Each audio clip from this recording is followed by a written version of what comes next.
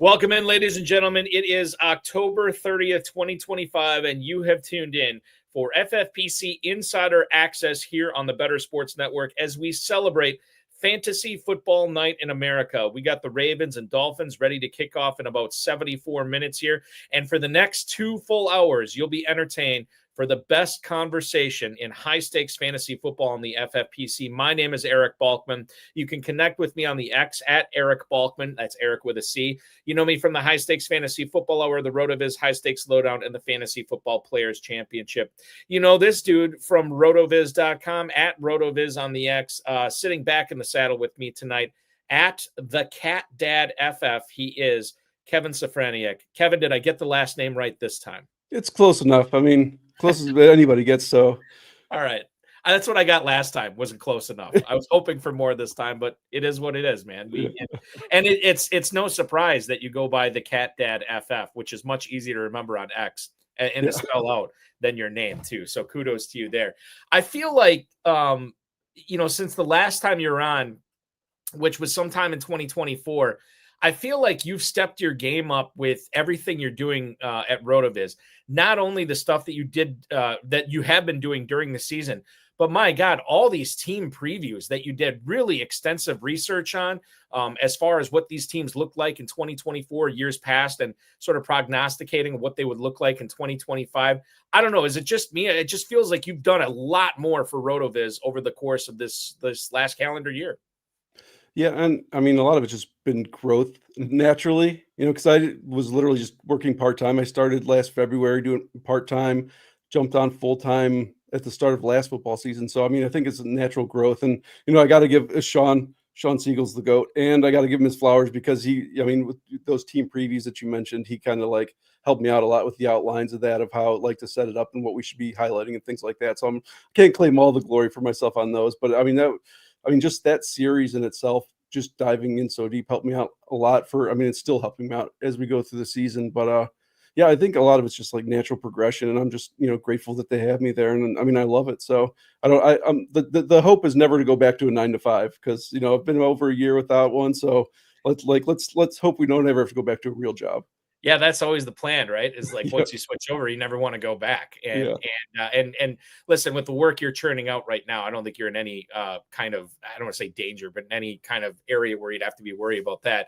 Because I know, like, as far as everything that you churned out before the season, during the season, it's extensive. Like, I never like to say one-stop shop because there's so many great people doing so much great content out there, but yours is as close as it gets with everything that you've got going on at RotoViz. So kudos to you, sir. And kudos. I appreciate it a lot. Yeah, it means a lot to me. So you know it. I want to remind everybody too that the FFPC Weekly Challenge is live. There's no draft. There's no salary cap. Just pick your 10 players or 12 players if you want to play with kickers and defenses and win up to $2,500 in Week 9 alone. 10, 30, and 100-team contests are available. Only one player per NFL team. So for the Thursday one that's going to lock here in about a little over an hour, if you want Lamar Jackson, you can't have Derrick Henry. If you want Devon Achane, you can't have Jalen Waddle. One player per team. It's what makes it so much fun and so maddening. Sign up now and play now at myffpc.com. That's myffpc.com. So Kevin, and shout out to our producer, Sean Engel, tonight as well. On tonight's show, we're going to go around the NFL. We're going to hit on a lot of the stuff that's going on as far as Terry McLaurin, the Cam Skattebo fallout. We'll talk a little bit about what the Cardinals are doing at running back this week, which I think has been interesting. We'll get to our Thursday night football preview in about 45 minutes or so here and talk Ravens Dolphins. Tom Smith already chiming in on YouTube. Evening, Balky and Kevin. Go Dolp. Oh, never mind. They have no chance tonight. Ha! I think they do have a chance tonight, actually. I'll tell you why when we get to our Thursday night preview. But we'll talk a little bit about the backup Ravens running backs and what you should be doing with them on your roster. whether Isaiah Likely is going to do anything, not only tonight, but the remainder of the season. And then let's talk about Ollie Gordon. Let's talk about these Dolphins tight ends in tight end premium leagues. I almost said Dolphin premium leagues. That's the type of league Tom Smith would want to play in. Extra fantasy points for any Miami Dolphins. So that'll be our Thursday night football preview. And then we'll go through some starter sits, some interesting ones this week, including but not limited to Tyjae Spears, Kayshon Boutte, Juwan Johnson, and Jackson Dart. And that'll be the show. as we will take you through definitely through the first quarter tonight and the early part of the second quarter on FFPC Insider Access. So let's get into it tonight. The first thing I want to kick things off with is, and I know like if you looked at the rundown, Kevin, you probably saw like there's a lot of quarterback stuff in here, but I think the thing I wanted to hammer home is not necessarily just focusing on the quarterback, but the fallout with a lot of these quarterbacks that are taking over. One is Tyler Shough, who apparently, according to Kellen Moore, this was on NewOrleansFootball.com, or football, excuse me. Nick Underhill reported that Kellen Moore further clarified that his intent is to have Tyler Shough start the rest of the year. The quote from Kellen Moore: "Tyler starting, we're not looking back on that." And honestly, like, okay, here the bar has been set. Like the Spencer Rattler era, probably done in New Orleans. It was over before it started. And now they go to a 26-year-old rookie in Tyler Shough. Go back and think what you thought about this guy preseason, knowing what we saw last week here, Kevin. And then I think the fallout here, this is going to affect the way that we decide on whether Chris Olave makes it into our wide receiver slot, whether Rashid Shaheed makes it into our flex spot, whether Juwan Johnson makes it into a flex spot in tight end premium leagues like the FFPC. By and large here, the Shough thing for the Saints, is this a good thing for those of us who own these Saints skill position players? I didn't even mention Devin Neal or Alvin Kamara. Those are other guys that we have to be looking at too. Is this a good thing by and large for these players that Shough is going to be the starter the rest of the way? I mean, it's hard to say yes. I mean, Rattler, I've been kind of a Rattler guy. Not over the top, but at the same time, like when you compare, even going back to college, kind of their accuracy, like Shough, especially in the last year, Shough's had a lower accuracy, lower on target percentage, but his ADOT just across the board has been at least like a yard or two higher. So, for fantasy, like Rattler for the most of the season was like a mid-tier like QB2, like where you could fire him up in a super flex league. So, but I mean, Kellen Moore isn't looking at his fantasy teams probably by making this decision. They need to make a move, so it's understandable. And even before we jumped on here, I was writing my wide receiver advanced stats article for the week, and just kind of looking at things, and really like Rattler is, his on target percentage to Olave and Shaheed was around 77%, which is around like 75th percentile over the past 6 years.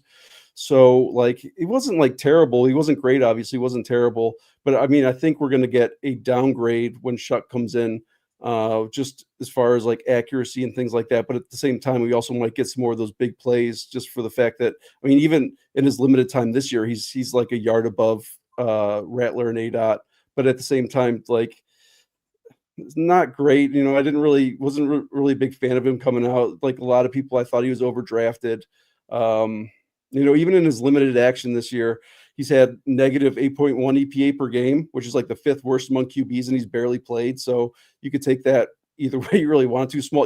The people that want to believe could say small sample. The people that don't want to believe could say, hey, like he was barely out there and he's like completely, like falling flat. So, the biggest thing I think Kellen Moore's got going for him is just like his offenses are going to have a ton of volume no matter what. They always run fast pace. So at least even if it's not good production, like we're at least going to get plays. And kind of what I'm hoping is Shough kind of, he had decent mobility.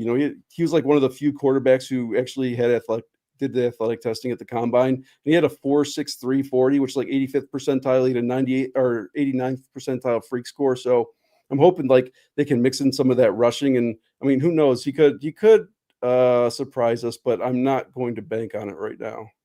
I think by and large, kind of what you were doing with your Saints players pre-Shough in the Rattler, when Rattler was under center, you're probably doing the same thing with Shough going forward. And that's, sort of a reluctant start. I don't know. I mean, are you a believer in Chris Olave? Because he's really been coming on lately, Kevin. Yeah, I mean, his fantasy points over expectations like 5th worst in the league, but he's second most in target and second most in EP. So, and he's wide receiver 9 right now. So you can't really be all that upset about it. And I'm just hoping that even, I'm hoping my thoughts are like he finishes like like mid wide receiver too. I think he can still keep up that sort of production. And I'm hoping maybe like, and Shahid's ADOT, and actually both of their Olave and Shahid's, their ADOT is the lowest of their career this year. So I don't know if that's I'm assuming that's something to do with what Moore's doing there. But even with Shough maybe wanting to chuck it a little more, maybe like we get some more of those Shahid deep shots. I mean, because they're both, playing pretty well. So I think we're okay with rolling. I'm still going to roll with them. I don't think you can like necessarily bench them if you've been playing them. Do you, Juwan Johnson was a super hot pickup in the leagues that he was still available in after drafting season ended with the FFPC. Started off his season 8 for 76, 5 for 49 and a touchdown, 6 for 51. And then I don't know what happened after that. 3 for 28, 2 for 17, 2 for 15. He's picked it up the last couple of weeks where he gets 5 for 79, 5 for 53. The Juwan Johnson kind of roller coaster this season, is this a good thing for him that he's going to be catching passes from Tyler Shough? And quite frankly, in general, are you buying this upswing that he's on that you can start trusting him as a second flex in FFPC leagues? This week, the Saints have the Los Angeles Rams, Kevin. Yeah. I mean, it's awesome to see him finally get the volume. He got that big contract this offseason, so it was good. I was still somewhat like skeptical, honestly, like because I was a big Juwan Johnson guy, and then it's like you believe in these guys, and they hurt you so much, and then you finally get off the train, and then they kind of like come back. So or maybe you just emerge for the first time, really, but I mean, it's difficult to say. Like I think he's worth a flex just to throw in because obviously, I mean, it's the design of the offense, and I don't know if like really Shough coming in is going to necessarily change that. So I think their main guys are going to get the same amount of targets. Like the worst thing is like Kamara is not really seeing any like target volume whatsoever. So like if it's just so concentrated between like Olave, Shahid and Johnson, you can keep rolling with it. The other tight ends aren't really doing much of anything. Where that was kind of always the worry. Like last year, like Foster Moreau would come in and have a good game, and and now that even Taysom Hill's back, he hasn't really done much in his first couple of games. So I think it's like those are like the three guys on the Saints that I'd be willing to roll with. But I'm kind of hoping that I have, at least in the case of like Johnson and maybe Shahid, I have somebody like a little better where they're more of like a they're not like locked into my lineups. We don't have 6 teams on bye this week, so hopefully we're not dumpster diving like we were, or at least like I was in week 8 for sure. Terry McLaurin in week 8 re-injured his quad, is not going to play against Seattle this week. Dan Quinn said this shortly after their game on Monday Night Football ended against Kansas City. This quad injury caused McLaurin to miss 4 weeks earlier in the season, and I'm hoping for the best, preparing for the worst. I'm bracing for another multi-week absence here for McLaurin. And if that is the case, we have to start taking a look again at guys like Luke McCaffrey, at guys like Chris Moore, or do we, Kevin? I think this is interesting here.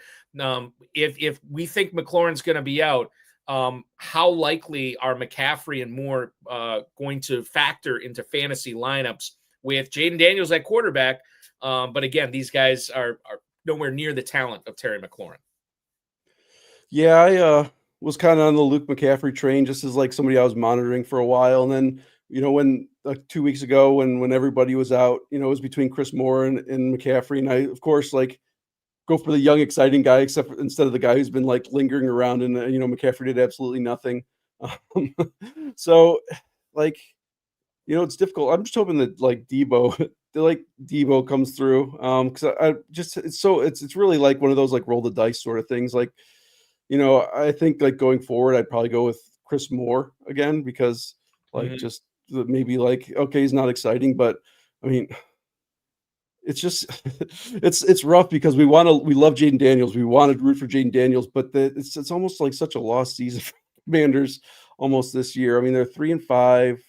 Their defense is terrible for the most part. Like they have the oldest roster in the NFL. So it's like Jaden Daniels and a bunch of unproven young guys. And like, that's, pretty much it. So then just that the whole Commanders, it's just kind of like a sad state this year. So I think like as far as receivers go, I'd probably be going Chris Moore just because it seems like he's got a spot, no Brown. And I think he's still on IR for a while, for at least for a few weeks. And like I talk down all these old guys and everything, but I'm pretty much like a closet like Zach Ertz fan because I have so much Zach Ertz because I'm like, like as long as Cliff Kingsbury's there, like Cliff Kingsbury loves Zach Ertz, so I'm gonna love Zach Ertz as long as those two are together. And I mean, it's working out okay so far. He's had a bit of a dry patch, but like, the McLaurin thing, he just turned 30, and it's that holdout thing. We hear that when these guys hold out, like they're so susceptible to injuries, and and a lot of time maybe that's a guy coming on their second contract, not their guy coming on their third contract at 30 years old. So, I mean, it's rough. It's just rough, and I just hope that they really like get some guys around Daniels, because right now, like, okay, so Debo's Debo-ish, Debo like in the twilight of his career. He's still having good games, but we can't really bank on that for more than like a year or two more. And as fun as like as Daniels was last year when he willed them to the NFC Championship game, like this is not that team anymore, man. And it's just sad to say, I think. What happened to Ben Sinnott? I mean, remember everybody was all hyped up about him last year as this young tight end that was going to grow up with Jaden Daniels, and it's still the Zach Ertz show in Washington. But I'm with you. I mean, I think that, and if I was to wide scope this a little bit, I could tell you a story that Washington was punching above their weight last year with, ascending all the way to the NFC Championship game in Jaden Daniels' first year as quarterback. The McLaurin thing, I don't pretend to have the data on this because I don't, but I do think, like, in my mind, these guys that are holding out, and I think it's important too, like the second contract when you're coming up on the end of your 20s, when you're coming up on your 30s and you miss all that time in preseason, it's very difficult to replicate that. Sometimes I think these players go a little bit harder than they should. Because they're trying to catch up, or they're still trying to train as hard as that they would be had they been in camp. I don't know if any of that happened. It's just pure speculation, and maybe that was a cause of this quad here. For fantasy purposes, I think I'm with you. I think that Chris Moore is the upside guy. If you are plugging in Luke McCaffrey, I don't want to say that's loser think, because that's too harsh of a term for it. But what are you really expecting from Luke McCaffrey if McLaurin is out? 3 for 50, maybe a touchdown. I don't know. But Chris Moore is that deep threat there that can really stretch the field, make a few plays, and he could be a difference maker, especially if you're chasing points in your big gorilla or your FFPC main event league. Speaking of the Commanders, Kevin, Tom Smith piping in on YouTube. What has happened to Jacory Croskey-Merritt? And I think he's an interesting case because I have heard from several and read several level-headed people talk about Croskey-Merritt, not JCM fans or anything or haters. And they said, like, look, just be patient with him. Like it's there. You can tell it's there for him. And I just wonder if this is more of a problem with the Commanders rather than a JCM problem. Last week, I mean, they were getting blitzed right away. Never really got a chance to get him going. 9 carries for 25 yards. The week before, again, 13 for 33, 17 for 61. Against the Chargers, a pretty decent defense, he blew up. 14 carries, 111 yards. He gets into the end zone twice. We obviously know what he did against the Giants first week of the season, 10 for 82. And yet he's leaving a little bit to be desired in some good matchups. The Cowboys, the Bears, like these should have been big hits for Croskey-Merritt. Kevin, why do you think they weren't?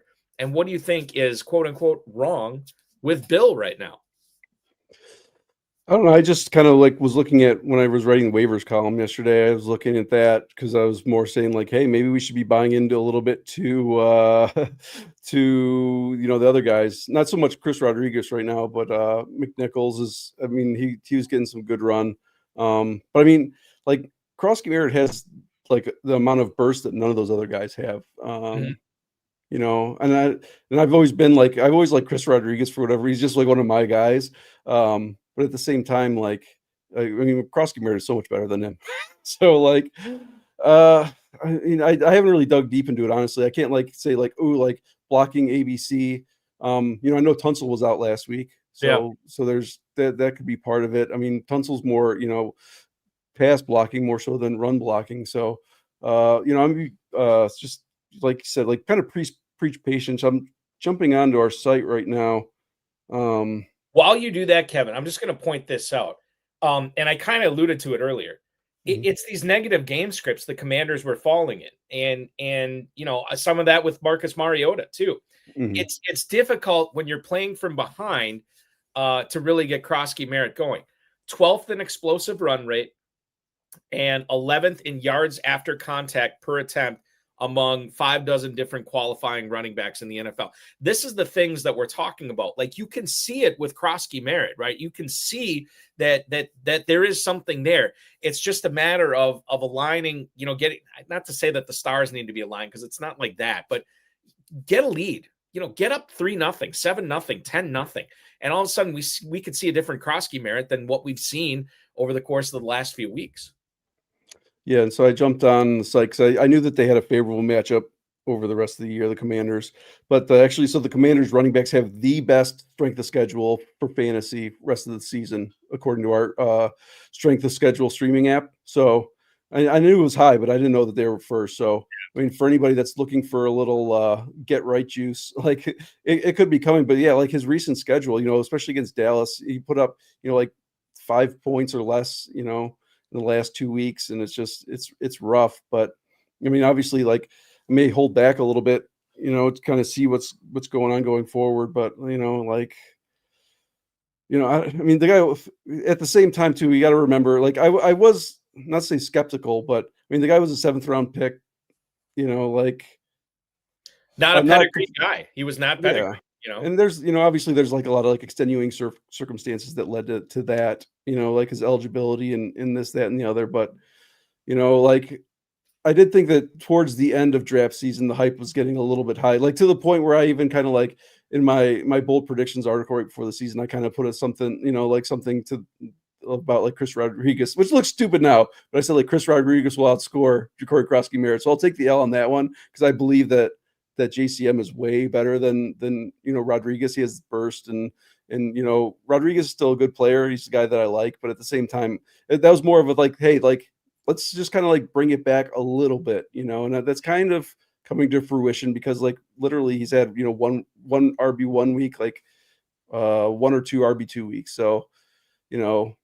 like, good story, but like I stopped short of saying that he's going to be a locked in RB1, RB2 for the next 5-10 years. So I was trying to get the data, and I don't often check fantasy.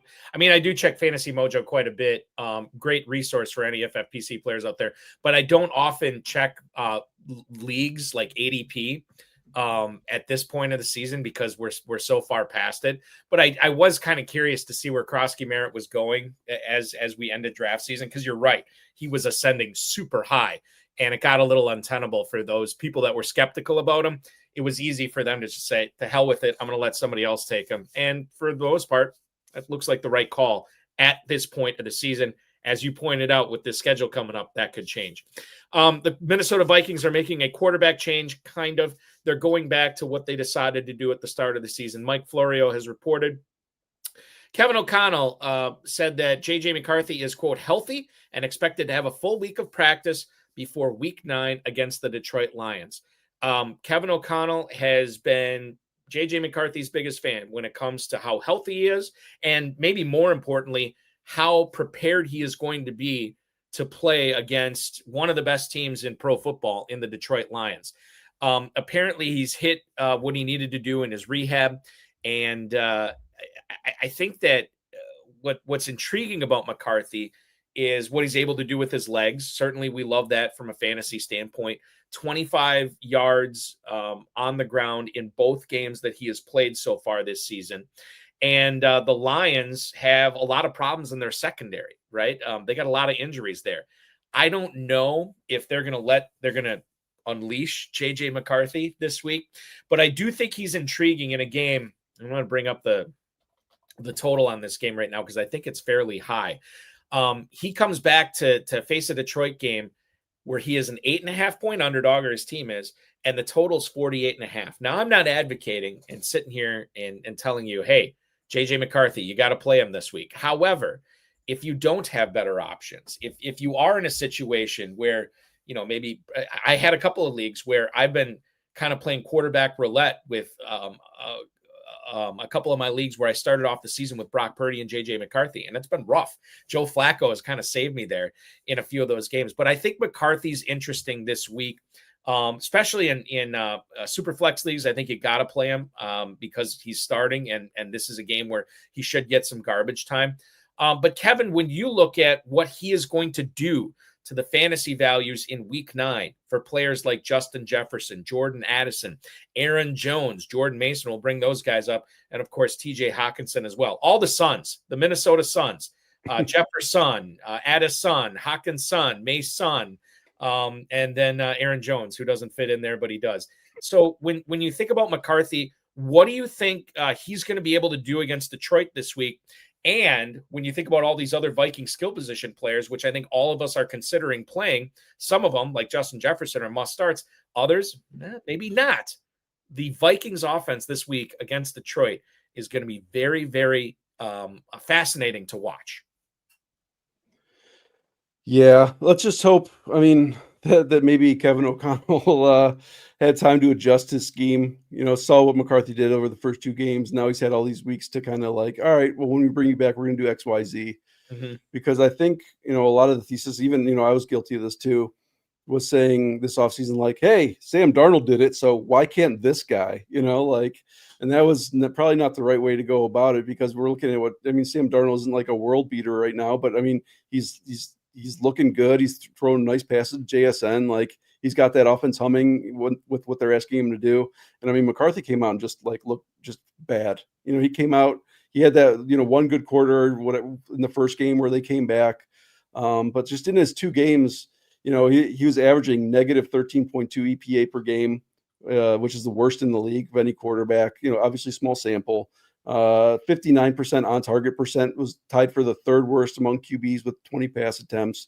But also at the same time, he had a pretty high, his ADOT was 9.1, so he was chucking it down the field. So and just for comparison, last season Sam Darnold was at 8.1 ADOT, 68%. So O'Connell wants to throw it down the field, but at the same time we can kind of bring the reins back in a little bit, and hopefully maybe that'll help him out a little bit.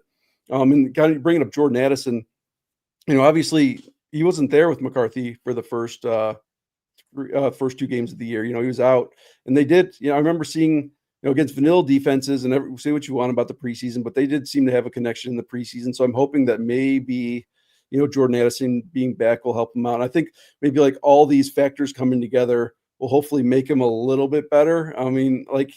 In this week's waivers, just talk more 1 QB leagues, but I'm he's somebody we should monitor. He's not somebody that I'm going to run out and try to throw into a league right now, even if he's got a good matchup and all that. But obviously in super flex leagues, especially, if you drafted him and he's on your roster, you're probably not, in a place to really not start him this week. No. So, he's worth a shot. I am a firm believer in Kevin O'Connell. Even, Wentz looked better than McCarthy did, but Wentz is still Wentz. So he's been able to do this time and time again. And this is a guy that's first 2 starts in the NFL. He's not just one of these journeyman veterans that are coming in that's played in the NFL. And we can say what we want about last year. He did, it wasn't a lost season because he had the mental preparation. He got to do some of that stuff. But at the same time, this is his first time, reacting to the speed of the NFL game, on the field and things like that. So I think we got to cut him a little slack, but at the same time, I was preaching just, I don't want to go through the growing pains of McCarthy with these guys that we paid, 1st round prices on, or, but at the same time, I think it worked out perfectly. We're now O'Connell doesn't really have the fallback of Wentz to say, oh, well, if McCarthy doesn't do well, then we can throw Wentz back in there. It's not just he's there's no real leash on it. They're not going to probably throw Max Brosmer in there. So, it's scary, but at the same time, you're playing your Vikings. Right. Yeah. I think Addison's a fine 3rd wide receiver start this week. Certainly a borderline top 30 play. Hawkinson is the guy I don't have a lot of faith in. I would not be trotting him out there. There's 1 league I can't remember who I have. I have some big tight end on bye this week, and I'm going to have to play Hawkinson, which sucks, but it is what it is. I will say this: Paul Charchian was on Sigmund Bloom's On the Couch podcast this past week or this week? I can't remember. And he did say that something to the effect of like, they didn't necessarily want to put Max Brosmer in there because they were afraid of him looking too good and then creating sort of a quarterback controversy with J.J. McCarthy and Brosmer. Now, I don't know how much truth there is to that. Charch did say he picked him up on his Dynasty Superflex team, Brosmer, that is. I listen, he's a Vikings guy. He would know more than me. But I still think that, I believe not only is McCarthy going to finish this season strong, Kevin, I really believe in his long-term success in playing for O'Connell in that offense with those playmakers. I think he is really set up to succeed, and I think he will. It might be bumpy the rest of the way, but I do believe that we're going to see some really good games from McCarthy here down the stretch. I don't know if it's going to start this week in Detroit, but I'm with you. Jefferson, yes. Addison, yes. I would lean towards Jones over Mason this week, but I think Mason is an interesting flex guy too. The thing I don't like about Mason is if he's not catching passes, you're kind of blowing a spot on your flex, or you're kind of blowing a flex spot in your lineup unless he scores a touchdown, because I don't think he's going to catch passes. I think that's Aaron Jones' job. All right, enough of the Vikings here. We have to move on to Atlanta. And I was doing my local fantasy football show before I came on the air tonight here, or on the stream, I should say. And I was doing an injury report for Atlanta, and it was crazy how like Darnell Mooney got in a full practice today, but Drake London was limited. Kyle Pitts was limited. Tyler Algier was limited. Michael Penix was limited. And that's kind of where I want to go with this here, is the Falcons are pretty beat up right now. Penix leading the way, was expected to take the majority of first-team practice reps all this week, and I don't know if that's happening or not. I assume it is, but I don't know. They get New England this week, which probably a negative game script. I mean, they're 5.5-point underdogs in New England, a total of 44.5 on this game. Certainly Kirk Cousins did not show a whole lot last week, and I don't know what to expect from this Falcons offense this week in New England. Kevin, if Penix is healthy or healthy enough, then yeah, he should keep this offense on the rails. I like Pitts this week. If London's active, I'm obviously playing him. Algier is probably going to be on my bench, and Mooney's interesting too. If he's healthier than a guy like London or a guy like Pitts, then all of a sudden we have to start looking at Mooney as a potential flex in this New England game. A lot to unpack here with the Atlanta offense. Yeah, I mean, I think at this point, anything's better than Kirk Cousins. I mean, as much as I mean, he seems good dude, good, solid, wholesome family man. You don't really want to bet against him, but like, he was just looking bad. So, I mean, any version of Penix, and I'm not even a big Penix guy, really. Like, truth be told, any version of Penix, I think going out there is going to be a step up for the Atlanta, regardless of who his role players are.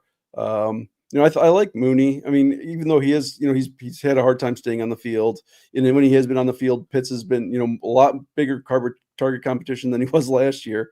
So I mean, like I'd be okay with any of those guys. I guess the biggest thing, Christian Gonzalez is back for New England. So like if London doesn't go, that's something that we would probably have to worry about, because you would assume that he would automatically default to Mooney if he's on the field.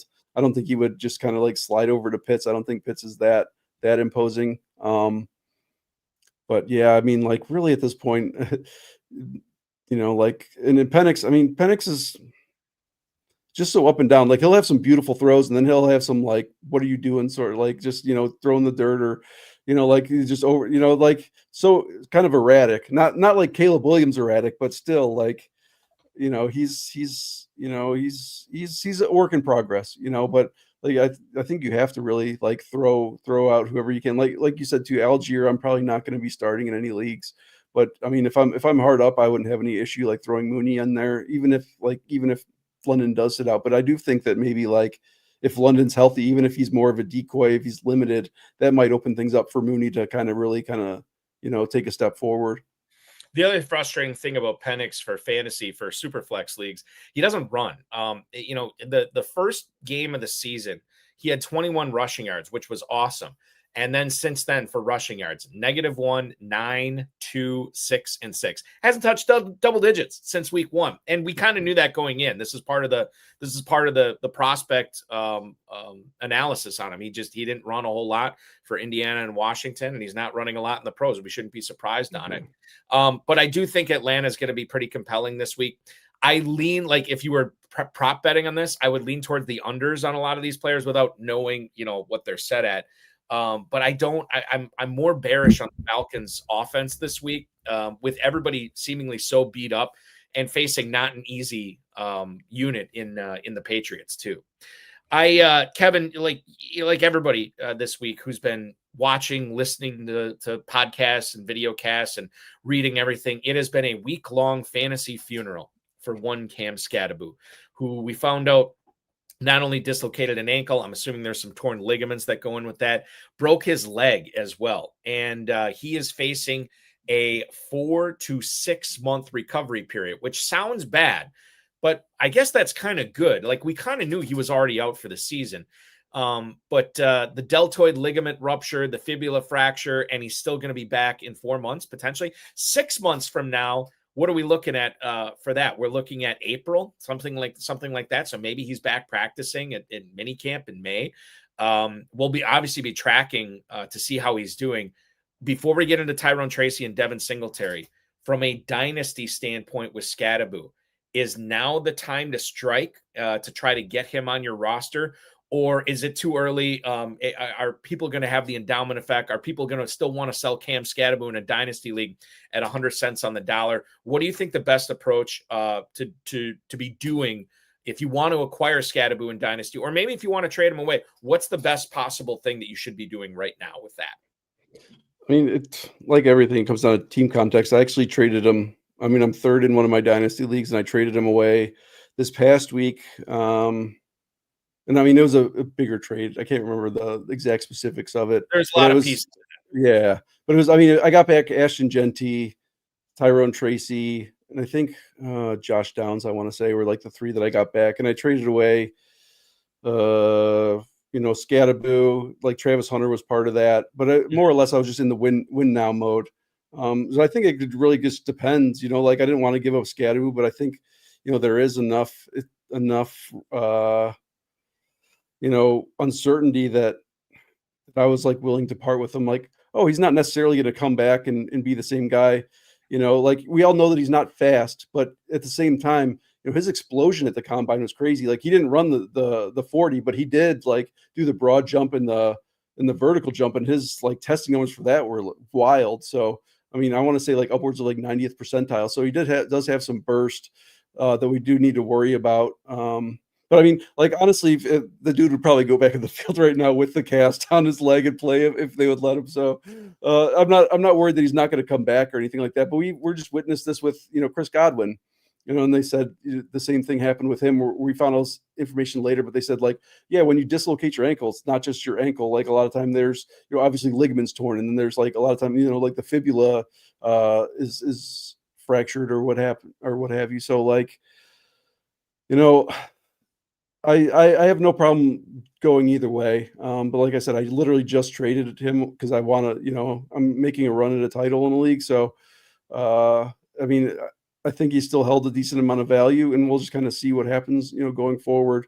But, I'm happy with, Tracy's a nice backup plan for the Giants. There's a range of outcomes here. I think that's what we have to understand with Skattebo. Like, whether you are selling him, whether you are buying him, you are taking somewhat of a risk. Because this guy could come back just as healthy as he ever was, and you wish that you didn't sell on him or sell low on him, or even sell him at all. Or he comes back and he's just not the same player, and you wish you didn't buy on him. So I think fortune favors the bold. I think betting on a guy like Skattebo, who had been so good the majority of the season, I think that's usually the way I would want to play it in a dynasty league. We have to get into Tyrone Tracy here. You mentioned that you get Tracy back in this deal, obviously, because you're in a championship window. You have a good chance to win this year. You're securing that volume from Tracy. What do you think that backfield is going to look like as far as touches go between Tyrone Tracy and Devin Singletary? And I guess, I mean, I'm not saying that they would, because I don't think the Giants are competing this year with no Neighbors and now no Skattebo. But there's always a possibility that they could add to that backfield room as well. As it stands right now, Tracy versus Singletary, it's probably going to be Tracy getting the lion's share, but how much is he going to cede to Singletary, do you think?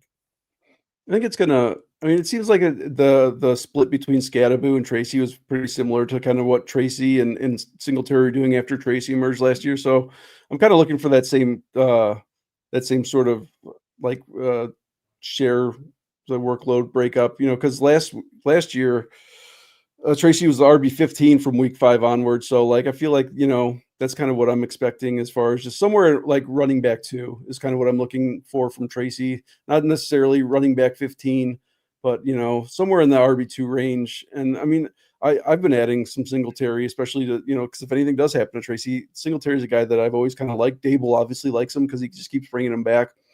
So I'm never going to get too stoked about having to start Devin Singletary, but like if he like falls into a RB1 spot, for a week or so, I mean, there's worse options, I think. I think that's the thing to understand too. Like, regardless of what you believe about these players and how talented they are, you have to start to understand that there's a finite number of players that are going to be successful running backs in the NFL. And if Tyrone Tracy were to go down, it is the Devin Singletary show. I don't even know what they have on that roster after that. It may not be anything. It may not be anything good. Like it could be just some guy, or maybe they just signed somebody. I tried Tyrone Tracy, obviously taken in all of my leagues, so I couldn't pick him up. Devin Singletary was out there in a few of them, and I did play some bids. I got him in a few spots, gritting my teeth, Kevin, as I did it, because I don't necessarily like him, but it doesn't really matter if I like him. To your point, Brian Daboll likes him. The Giants like him.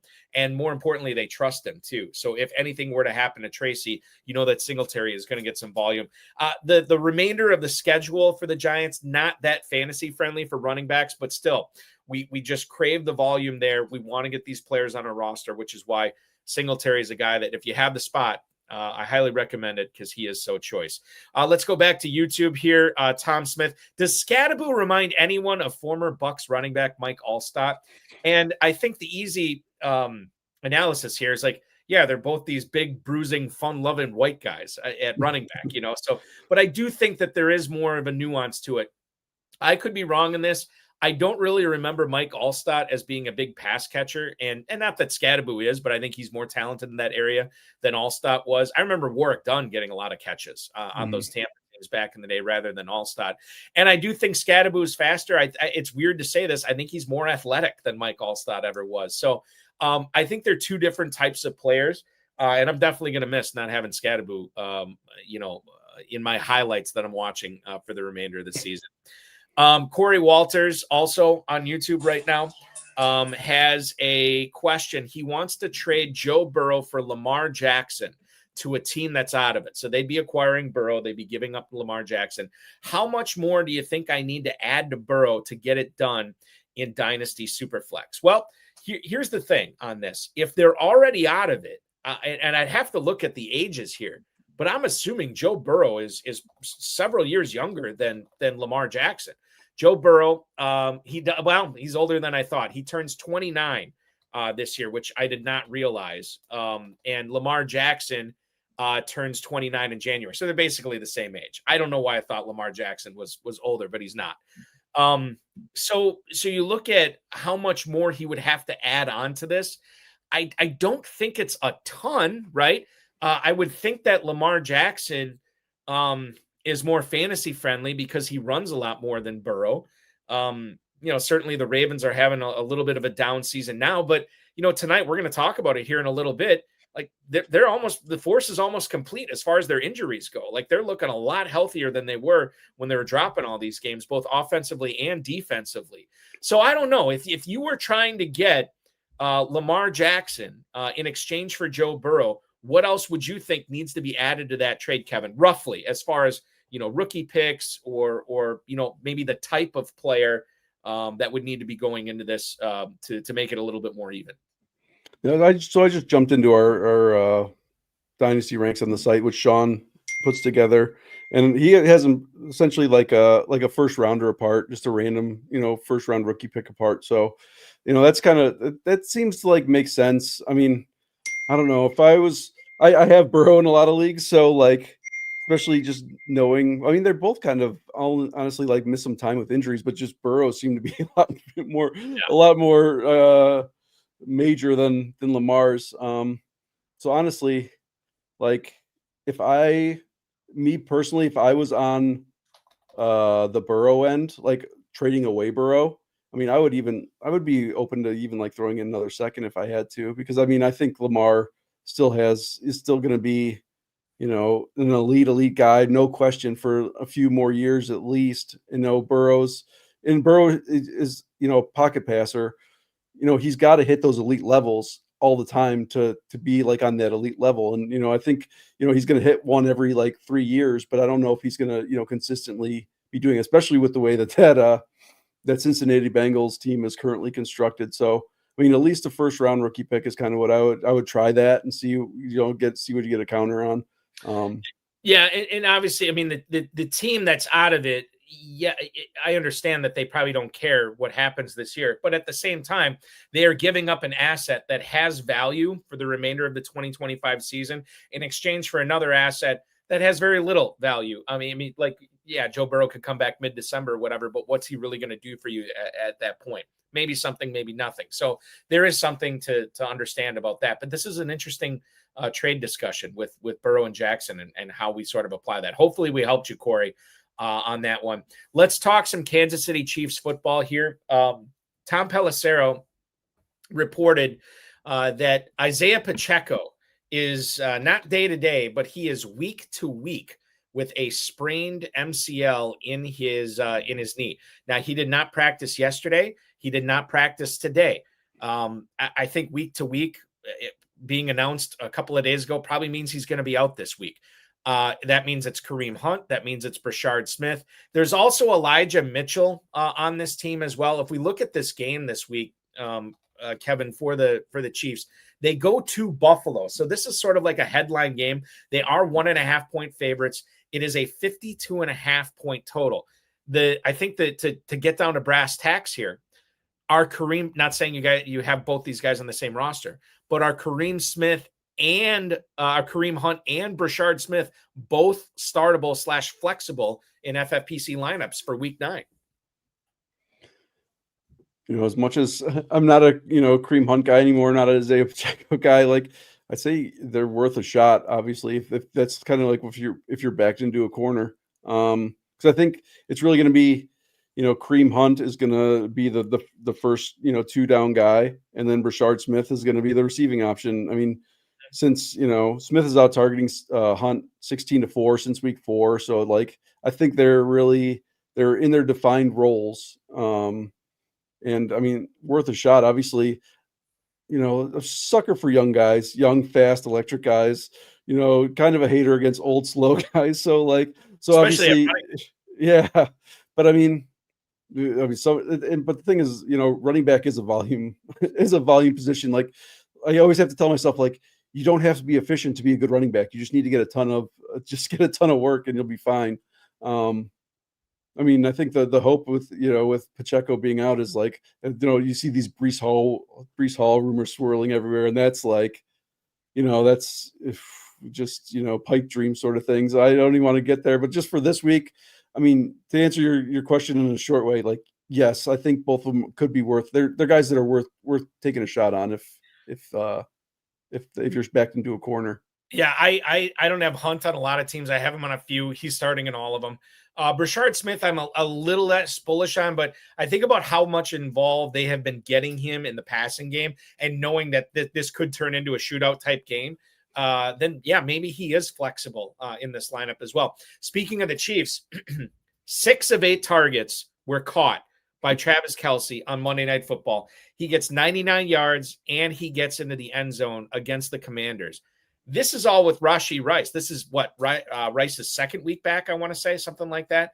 And the demise of Travis Kelce, we haven't seen it yet. Now, it's a small sample size, Kevin. Is it still going to happen? Are we still going to see Travis Kelce disappear from this offense where you can't play him in tight end premium leagues anymore? Or are Rice and Kelce actually both going to cook together and make this Chiefs offense the juggernaut that it probably was missing towards the end of the last couple of years, where they were just really good instead of being amazing? If Rice and Kelce can coexist, they could be amazing. Is that going to happen down the stretch here? Well, I mean, Kelce was the tight end 5 and tight end premium even before, Rice came back. So it's not like he went away. So far this year, he has 4 games as a tight end 1, 4 games as a tight end 2. He's never been below a tight end 2. So I think, he's going to get his, but I do believe that Rice really is the thing that's going to unlock that he's unlocking everything. And it's like Mahomes is already the QB1 before Rice came back. He was fantasy's QB1. I think that's since people are so sick of the Chiefs and so sick of Mahomes, and it's kind of going under the radar. They're yeah, this dude is back to being an elite, the fantasy QB. And it's not like he needed that help because he was already there before Rice came back. But the one thing that I do, want to bring up is Kansas City has the worst tight end schedule rest of the season for fantasy.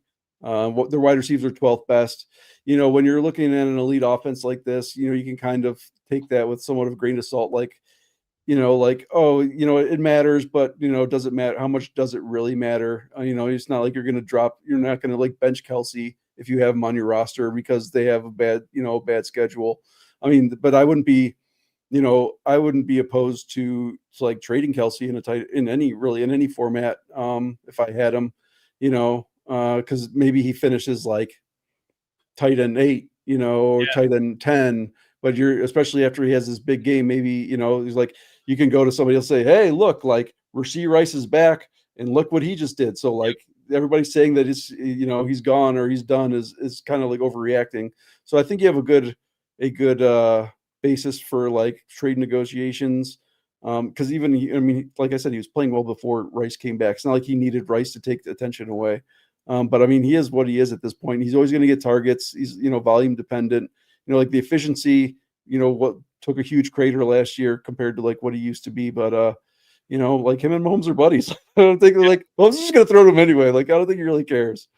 It's like that scene in Rounders where they show up to the Elk Lodge or with all the police officers, and Mike McDermott gets accused of cheating with Edward Norton's worm carried, and he's like, "Hey, look, I was winning well before this guy got here," and that's sort of what Travis Kelce is saying. Look, I was crushing it this season well before Rashee Rice got here. He was already being successful. We'll see if he continues to be successful in fantasy lineups down the stretch, but certainly very encouraging signs for that taking place after what we've seen the last couple of weeks.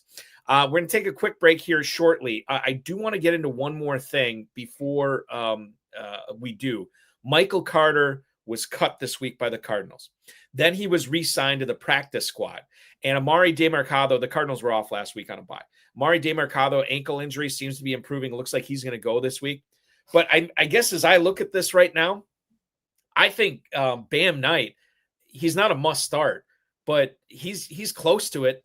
Especially in the FFPC where you have 4 flexes, I think you got to find a way to get him in against this Cowboys defense this week. And I think DeMarcado is sort of an afterthought. And I don't even know if Michael Carter gets elevated from the practice squad to the active roster this week. This looks to be Bam Knight's backfield right now, Kevin. Yeah, and I think it kind of has been the past couple of weeks, honestly. Carter's getting some run, but he hasn't been, efficient. Carter in these last few games since Benson went out, he's only averaging 2.8 yards per carry. He's not even getting up to 3. He had a 12% target share, which has kind of helped him out a lot, especially in PPR. But Carter's getting more work, but he was way less efficient with it. Bam Knight was being used around the goal line. Bam Knight still had a 7% target share over the past couple of games, so it's not like he wasn't getting any looks through the air. So, I'm there with you. I'm kind of just, Carter was a nice story for a week, nice little 0 RB guy to plug in for a week. But yeah, I'm with you that Bam Knight is essentially just, looks better. And, and I think a lot of it was just okay, so DeMarcado had that really dumb fumble at the goal line. We all know about that. But, otherwise, he's probably considerably better than Michael Carter. More explosive, just better in the pass game. Better pass catcher for sure. Yeah. So yeah, I think it's going to be, even if Carter does get elevated, like I don't think he's going to see much work at all. Joe King brings this up on YouTube too. Trey Benson can come back next week. Mm-hmm. Yes, he could. In fact, it was announced on October 1st that Trey Benson was expected to miss 4 to 6 weeks. Well, next Wednesday is 5 weeks. So certainly there's a possibility that he could be coming back. And then obviously he'd be the guy, and Bam Knight would work in when he works in. But with a successful game this week, against the Cowboys, maybe we see a little bit of a Rico Dowdle effect where they can't ignore Knight and they have to work him in, and maybe working him in keeps Benson healthy. And then everybody's hunky-dory in that backfield with like an 80-20 or a 70-30 split. Anything's possible here. And we do know that Trey Benson, in fact, I got to check on this break. I tried, somebody dropped him in one of my leagues, and I got to see if I picked him up or not, if I bid enough to pick up Trey Benson. We roll on with our Thursday night football preview. Next, we celebrate Fantasy Football Night in America. We are 18 minutes away from the Ravens and Dolphins kicking things off. Let's talk about it. Let's talk about whether Lamar Jackson is going to be 100% tonight. Let's talk about whether the Ravens are going to be a strong start in your FFPC main event or Big Gorilla leagues. And on the flip side, what about these non-Jalen Waddle receivers for Miami? Any of them rosterable on your high-stakes team? Kevin Szafraniec will join. We'll break that down as he joins us in the next segment here, as he's joining us all night tonight. The Cat Dad FF on X. You check out all of his content at RotoViz.com. Don't go anywhere. The FFPC Insider Access Show on the Better Sports Network rolls on right after this. Folks, let me talk to you about my favorite weekly platform to play on. We all play Dynasty and we all play Redraft, but we got to find some place to play weekly. And the FFPC Weekly Challenge is my favorite. If you're like me and you're tired of the constraints of salary caps, or having to do a draft to make a team, or even having to play against these people that are stacking up the same team, stacking up certain games, and you feel like you have to put in 1 million entries or have to have those certain stacks to win, then come play over at FFPC. Really, the only main rule that you have to deal with is that you cannot select multiple players from the same team. I'm going out and I'm trying to find the best of the best of the best players and put them into a lineup. And that's what you can do over at my FFPC. You can go out and you can take the number one running back in Bijan Robinson, and you can also have Saquon Barkley. As long as they're not in the same team, you can put them all into a lineup, right? And there's 4 flexes for this, so there's a lot of flexibility. There's 2 different contests, one that has kickers and defenses, one that's just position players. Then you also have a bunch of different price points you can play at: $35, $100, or $200 buy-in. And you're going out and you're just picking the absolute chalk plays, maybe sneaking in a little bit of a sleeper there, somebody that you think can really blow up that week. And that's how it works. It's one of the best contests out there for the sharpest gamers. And when you win on the FFPC, people take notice. That is where the best high-stakes games are. That's where the best experts play, and that's where I play, because I want to be an FFPC champion and put that title on me, put the money in my pocket, and put that in my bio. FFPC champion, and the FFPC weekly contest is the best place to play during the season. Hour number 2 of the FFPC Insider Access Show rolls on right now here on the Better Sports Network. Fantasy Football Night in America. God, what a time to be a football fan. Ravens, Dolphins tonight. 2 teams going in opposite directions. The Ravens are getting healthier. The Dolphins are foundering a little bit. So we'll talk about it here with Kevin Szafraniec from RotoViz.com at the Cat Dad FF. I got to remind myself to show my daughter, who is a massive cat fan, your profile photo on X, because she's like, "Oh my God, you had this guy on, and I wasn't able to talk to him. What are you doing here?" So very excited to show her that. Also very excited to tell you about the FFPC Weekly Challenge. No draft, no salary cap. Pick 10 or 12 players, depending upon if you want to play with kickers and defenses or not. Win up to $2,500. 10, 30, and 100 team contests are available. 1 player per team. So tonight, if you want Zay Flowers, you can't have Mark Andrews. If you want to start Tua Tagovailoa, and I don't know why you would, you cannot have Jalen Waddle. That's the slant. It's what makes it fun and so challenging. For the FFPC Weekly Challenge, myffpc.com is where to sign up. myffpc.com. Okay, let's get into tonight's preview. Lamar Jackson is back. There's been no limitations with him, according to NFL Network's Cameron Wolfe, and it seems like maybe Jackson did the smart thing and waiting till he was 100% fully healthy, recovered from this soft tissue injury. Hamstring injuries can be difficult, and the Dolphins are allowing the 4th most yards per carry in the NFL. I love Lamar Jackson tonight, and obviously this report we got from Cameron Wolfe about 40 minutes ago gives me a lot of confidence in that we're going to see grade A, number 1, top option, capital letter version of Lamar Jackson tonight here, Kevin. Yeah, I mean, I think it's just a matter of like how long can the Dolphins keep up? Maybe. I mean, we obviously know that the Ravens defense hasn't been great this year, but I have a feeling it might end up turning into like a Derrick Henry game, like a Derrick Henry get right, because I really feel like these next 4 weeks for the Ravens are really like an awesome chance for them to really like get everything back rolling. Over the next 4 weeks, their opponents are combined 8-23. They only face like 3 teams over 500. So like I feel like you said, like they're getting rolling right now. They're getting healthy, and I'm just hoping Lamar Jackson does a whole lot early on. And I feel like it might just be a Derrick Henry game where like last week the Dolphins kind of got a reprieve from being terrible when they shut down Bijan, but like who else did they really have to worry about? This isn't the Kirk Cousins led, or with Bijan Robinson as the only real like viable playmaker in the offense. So I feel like it's probably going to be a blowout, but I have been wrong before. It's happened. So listen, that's certainly viable, Kevin, and I think we need to figure that out and suss that out. At the same time, Lamar Jackson could have like 3 or 4 total touchdowns in the first half and he gets lifted, and it's like, whatever, you know what I mean? Like he could crush it enough and you'll feel pretty confident about it. But you're right. I mean, it is kind of playing with fire a little bit. The spread on this is, since this report, not that report would have changed anything. Yeah, it's still at 7.5 for the Ravens, which to me seems a little bit low, but the game is in Miami. And the Dolphins were coming off that impressive victory, which we'll get into that in a little bit, off of Atlanta last week. This is a question selfishly I'm going to ask you here, Kevin, because I've been dealing with this most of the season. Which backup Ravens running back is the one to roster, right? You have Derrick Henry. He's an alien. I get it. He's going to play till he's 60. But at the same time, I do want to protect myself. And not even protect myself, even if I don't have Henry and if I want the backup Ravens running back. Is it Keaton Mitchell? Is it Justice Hill? If Henry were to miss time, who's the guy you want to deploy in this offense?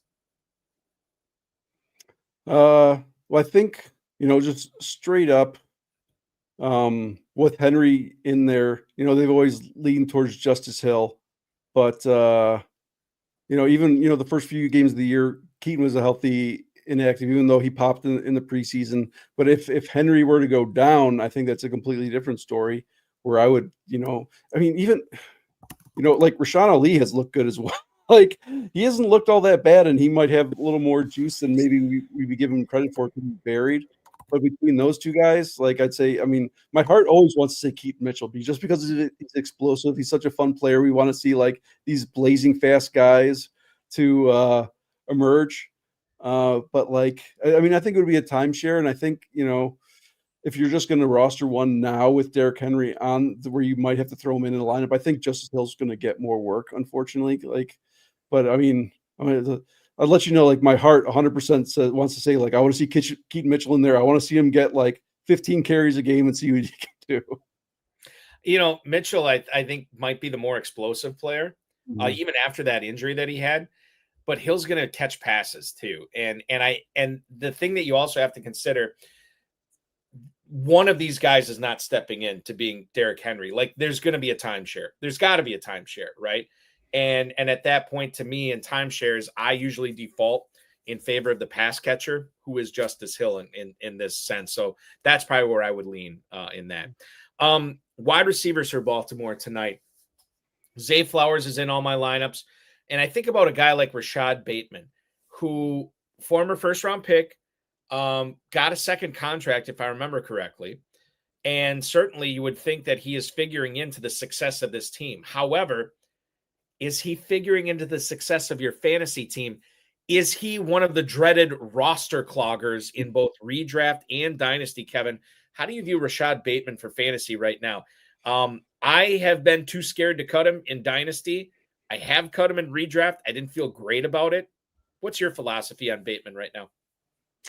Yeah, I'm kind of in the same boat. I've gotten rid of him in redraft, but he's definitely one of those better in best ball plays. I play in some dynasty leagues that are best ball, so I feel like it's fine to have on those rosters. But like, I when I was doing research for the show today, like I misremembered. I'm like, oh yeah, Rashad Bateman was probably like wide receiver 30 last year. He was really good. He finally had his breakout year. Because a lot of time at the site I was writing about, how he was this efficient deep threat. Like his efficiency was really good and had this high ADOT, and it was just like coming together, and he was having, a good year. But, even looking back now, he finishes the wide receiver 40 Right. And, he was wide receiver 8 in FPOE. So, I mean, he was really efficient, but really even like he had 3 wide receiver 1 games and he had 2 wide receiver 2 games, and all the rest was kind of like meh. So, he seems like one of those guys that like you'll drop him and then chase his spike week on the waiver wire, and then you'll drop him again, but you never feel comfortable throwing him in a lineup. So I think, yeah, he is pretty much like really is like the epitome of a roster clogger right now. As much as, I do want to see him succeed. I was happy to see him kind of at least not be absolutely horrible last year. Like he still wasn't as good as what I wanted to remember him as. I mean, call me crazy. Can I pull this off? Wait for a 2-touchdown Bateman game and then flip him for a second-round pick the following year, second-round rookie pick? Is that pie in the sky, or is that possible? Is that doable? I mean, I don't know. I honestly don't think I would, but I mean, it only takes one, right? Like I would. Right. I mean, like I say, it depends on the league, obviously. I mean, I would be like best ball. Like I said, I do have him on some best ball dynasty teams, and like for that, if I could get like if I could get another year like he had last year where he's wide receiver 40, but he's giving me like 3 wide receiver 1 weeks, like I feel like that's at least worth like a third rounder, me personally. But like say, there could be some people that are even more in love with him. So I think go ahead. Oh no, I say if you can find that, if there's an orphan in that league, I'll jump in with it. Right, exactly. I have to bring up another potential roster clogger here in Isiah Likely. I remember in the preseason when John Harbaugh, beg your pardon, was talking about how he expected Isiah Likely to be an all-pro this year. Well, his all-pro season started off with 3 missed games because of a foot injury, did not get a target in the 4th game, and has stat lines of 1 for 12, 2 for 6, and 2 for 8. Tonight, he has a pretty good matchup against the Dolphins. But if it doesn't happen tonight, Kevin, is Isiah Likely going to happen at all this season? What are we doing with this guy? Yeah, this one hurts more than the Rashad Bateman one, I'll tell you. Because like in all my tight end premiums, like it's like Isiah Likely, like he's, and he's still going to be, Andrews is still a free agent after this year, even if because there's trade rumors swirling. So even I'm still holding on to him, but since Likely came back in week 5, he has 2 more routes than Andrews. It's 55-53 in routes, but the targets are 5-12 in favor of Andrews. As much as I love the guy, and I think he, like next year might be the year, and even with these, especially kind of talking about how the Ravens are starting to hit their stride, and I mean they're like 2 games out of the AFC North. They still have 2 games against the Bengals and the Steelers. Like I don't understand why they would start selling off guys, even if Andrews is kind of down. Like if you have a Super Bowl window, you go for it. So as much as the rumors have swirled around Andrews, like I don't see it happening, but I've been wrong about trades all the time. Like that's probably one of the most difficult things to predict in the NFL is trades. Because we all know like what makes sense and what doesn't make sense. But I think like I say, like if I've likely, I'm happy to have him in best ball leagues, but I'm never going to feel comfortable. I think this year, it's like throwing him into like a managed lineup, Yeah. And minus either Andrews going down or getting hurt. But I mean, who's to say? Like, who's to say? Maybe his foot's healthy. Like he hasn't had Lamar. Cooper. What we've only seen him with Cooper Rush really pretty much all year. So like the perpetual optimist in me wants to say like, yeah, it'll be okay. But at the same time, the realist is kind of like this team is constructed really well. Where like death by 1,000 paper cuts. Like all these guys can have value, but it's going to be hard to pinpoint which one to start on a weekly basis outside of like a dice roll, outside of like Flowers, as you said. Like he's almost like an injury away type guy, right? Like where you need a Mark Andrews injury, and then all of a sudden he's like a borderline top 10 tight end, and that can be very valuable in the FFPC. Last point I want to make about the Ravens before kickoff here. Would you start the Ravens defense tonight against Miami? I have them going in like 2 or 3 leagues. I feel okay about it, even as bad as they've been over the last month. Yeah, I feel kind of the same way because I mean Tua's so all over the place. Even when he had that good game, he only had 205 yards. A lot of so the one thing that I do know is the weather isn't bad. Going to be bad down there tonight. I kind of checked it out. It's just mild. It's going to be 70s, like no wind. It's definitely a 2 a night. It's as close to a dome as you could get. So so I'd be happier if it was a torrential downpour. But at the same time, like the defense is getting healthier. And I still believe that they're better than what they've been. So I wouldn't be opposed to it at all. Like I would be checking waivers, to look at matchups and things like that. But at the same time, like I think there's definitely a lot worse defenses we could be throwing out there against the Miami. Do you flipping over to the Dolphins? Can we explain what happened with Tagovailoa last week with what the Falcons were able to do on defense against opposing quarterbacks and passing attacks in previous weeks? And then Tagovailoa, of all people, was the one that lit him up. I'm just writing it off. It's a one-off. I don't believe that this is repeatable. I don't think it's going to happen again, but maybe I'm wrong. Yeah, I looked at this on Monday because I was just like, what happened? Because everybody's saying like, oh, Atlanta, and it's not like Atlanta's played a bunch of really bad, quarterbacks. They had Josh Allen in there. They had, some decent matchups. So it's not like they were beating up on like the Saints and, the Panthers and all that, like in every other game. So digging a little deeper, like in that game, Tua had a 4-yard ADOT, and then 7.2 yards after the catch per reception from his receivers, which was the 4th highest number of the week. So essentially he just was letting his receivers for the most part do the heavy lifting. He had that one really nice touchdown pass to Malik Washington right before halftime at the pylon. But yeah, overall, I'm definitely not believing in Tua right now. Like I said, he only had 205-yard passing, even though he had those 4 TDs. And just like by comparison, usually his ADOT's about 3 yards higher, and he's getting like 2.5 yards less of yards after the catch per reception from his receivers. So I'm with you on that, thinking that's kind of a one-off. But the one thing that I did, talk about in the article on Monday was that he does have like the second best strength of schedule rest of the season for quarterbacks. Oh. And then six of the 8 games that he has are at home, with like trips to against the Jets and Pittsburgh in weeks 14 and 15 are his like potential bad weather games. So like, I mean, I'm not going to ever feel great about picking up Tua, but like if I was hard up, I would be like, okay, well maybe like pick him up and have him as my backup if I'm not super, comfortable with who I have. I mean, it seems like Tua is going to be one of those guys that's going to be pretty like readily available in most leagues on the waiver wire. So he's always just one of those fallback guys, I think. But at the same time, he's so erratic and just wide range of outcomes. It's going to be hard to trust him. But like, if anything, like okay, I'll lean into like an easy schedule. And I still believe like in the weapons. Like if he could just dump off the H-Han and Waddle over and over again, like we'd love it. Yeah, we'd absolutely love it. Yeah, I think we'll be okay. Speaking of H-Han, Ollie Gordon was talked about going into last week's game against Atlanta, and Mike McDaniel said he wanted to get him more involved to have more of a timeshare there. And we did see it, quite frankly, but part of the reason we saw it was because Miami was winning that game most of the time. In most weeks going forward, how much do you see Gordon eating into H-Han's workload? And as as sucky as that sounds, maybe us Achane owners need that, right? Because we need to keep this guy healthy for the fantasy playoffs. We don't want to run him too hard in October and November. Yeah, and I think it's gonna, like you said, it kind of game script dependent, really. I mean, I don't think he would have gotten as much work as he did without them being up and just completely blowing out the Falcons. But I mean, I love Gordon as a compliment to Achane. Like, it seems, because I like Gordon as a prospect, and it just seems like, and he's not just some big like thumper who can. I mean, he can catch passes too as well. Like, he had a lot of receiving.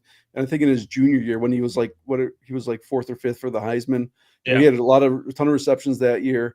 So he's not just, even though he's a big dude, he's not like just a thumper who's just going to be between the tackles and offer you nothing else. But still, they're not using him as a receiver. He had that touchdown last week, but it was his only target of the game. His season high is only 2 targets all year. Where Achane averages 6.5 per game. I mean, his season high of 10 carries was last week, but there's only been 3 games this year where he's had over 5 carries. And like you said, obviously they want to get him more involved, but I don't think it's really going to be like, where I'm worried that, he's going to take over. Like you said, like, it might be a good thing for Achane. I mean, Achane's back to averaging 5 yards a carry, and he's getting 61% of the carries to only 22% for Gordon all year. So, I mean, I'm not more or less, it's like, yeah, I'd love to see Ollie Gordon get some more work because I have a lot of them in like best ball leagues, but like at the same time, I'm not worried about Achane whatsoever. Like, Achane is one of the easiest, like, set it and forget it players. I mean, and he's so much fun to watch too. It's not just like, oh, here's this good guy who is just going to throw in a lineup and whatever. Like, no, I genuinely get like excited when I get to watch Devin Achane play football. He's electric, boogie, woogie, woogie, for sure, when it comes to Achane, and we love that. We also love that this game is underway. It was a solid kickoff return for the Dolphins out to their own 43 in the first play from scrimmage. Tagovailoa hits Jalen Waddle over the middle. I believe it was over the middle. I'm watching it right now. Yeah, right down the middle. It's a 20-yard catch and first down as the Dolphins are driving into Baltimore territory already. 45 seconds into the game, they're already at the Ravens 37. Achane with a carry for no gain on first down. Let me read these names off to you here. Nick Westbrook-Ikhine, Malik Washington, Taj Washington, Cedric Wilson, and D. Eskridge. These are the non-Jalen Waddle receivers in Miami. Any of these guys roster worthy? I had Malik Washington on a team last week. I think I cut him. Your thoughts here? Is there no fantasy goodness to be mined from any of these players? I mean, I'm on the Malik Washington train a little bit. I was really, after Tyreek got hurt, I was like pretty gung-ho trying to add him everywhere. And then, Waller blocked him, in that first game. So like, I ended up dropping in a bunch of leagues, but then even over the past 2 games, actually, so his 13 targets is the most of anybody on the team. So like, he's actually getting a decent amount of run, it's short sample, obviously, but 10.8 PPR points over the last 2 games. He's averaging like 4.5 receptions for 33 yards, and he's had a touchdown in one of the last 2 games. So like, if you're going to just take a shot on somebody, it would be Malik Washington. Wouldn't be jazzed about throwing him into a lineup, but I do think like Darren Waller getting hurt, it kind of opened things up where it seemed like, Darren Waller kind of jumped into that like short area sort of Jonnu Smith role from last year, which I was kind of hoping that Malik Washington would kind of slide into. But now that Waller's out of there, I do believe like I have a lot more optimism for Washington over any of those, because like the only guys I knew about like D. Eskridge and Nick Westbrook-Ikhine, I didn't even know those other guys were on the roster. So yeah, I mean, and Miami's always a super concentrated target offense, so like not really worried about like maybe Nick Westbrook-Ikhine has like one spike week or something, but nothing consistent where I'm worried about somebody snatching workload. The Dolphins have taken a timeout. They want to talk about it. It's 3rd and 6 after a Devon Achane 4-yard catch. 12:51 to go in the first quarter here, as we are part of your 2-screen experience on Prime Video with the Ravens and Dolphins, and of course Kevin Szafraniec and Eric Balkman here on FFPC Insider Access. You touched on it a little bit. Julian Hill, Tanner Connor, Greg Dulcich, and former Wisconsin Badger in my neck of the neighborhood here, Hayden Rucci, also on the Dolphins roster. Tight end premium leagues, are you rostering any of these guys right now, or are you just waiting for Waller to get back? Yeah, the short answer is just no, I'm not. No, I'm not. Like I said, super concentrated offense where it's like, where I'm not, I think it's going to be like 20%, 20%. There's going to be 3 guys that are over 20 and everybody else is going to get some scraps. So, but yeah, short answer, no. That is your Thursday Night Football preview as they are underway here in Miami. Devon Achane takes a handoff for 2 yards. It will now be 4th and 4. Decision time for the Miami Dolphins and Mike McDaniel. They have already made that decision, and it is to kick a field goal. Riley Patterson drills a 49-yarder, and the Dolphins are on the board first here. 12:07 to go in the first quarter. Lamar Jackson's about to get the ball. 3-0 Miami. Kyle Shanahan earlier this week said it's too early to say whether Brock Purdy is going to play in Week 9. Now, I'm getting a little sick of this, but I also understand toe injuries are super tricky. When you're dealing with turf toe, and Purdy has already talked about how painful it's been, walking around with this. He's been limited in practice. Mac Jones is practicing in full, and the 49ers certainly have no intention of letting Purdy take the field if the toe is still a problem for him. It looks like it's going to be Mac Jones again this week, and he gets the Giants. Who do you like from this 49ers skill position set? I'm specifically looking at receiver because obviously we're playing McCaffrey and Kittle. But when you think about Mac Jones, Juwan Jennings, Kendrick Bourne, is there anybody that's attractive now that we think we are going to get Mac Jones under center? I mean, the easy answer is Kittle. I've had a hard time trusting Juwan Jennings lately. Right when he came back. And Kendrick Bourne as well, Kevin, trusting him. Kendrick Bourne, he's been one of those guys that's always burned me in the past. I wrote about in the waivers article after he had that big game. I was like, all right, everybody, temper your expectations. Then he came out and had another 142-yard game back to back. So, I think the built-in, I think I would be more open to starting Kendrick Bourne right now over Jennings, honestly, just because I did start. I was like, Jennings will be back, he'll be fine. But then it's like I've got 7 broken ribs and 2, 3 vertebrae broken in my back and a broken neck, and he tells us all this stuff after the game. But I can't imagine that. He's still actually getting a decent amount of volume, but this is just strictly vibes based. I haven't really done any research into this exact comparison between the two, but I would say I would be willing to do probably Bourne over Jennings, which I'm actually going to look up right now.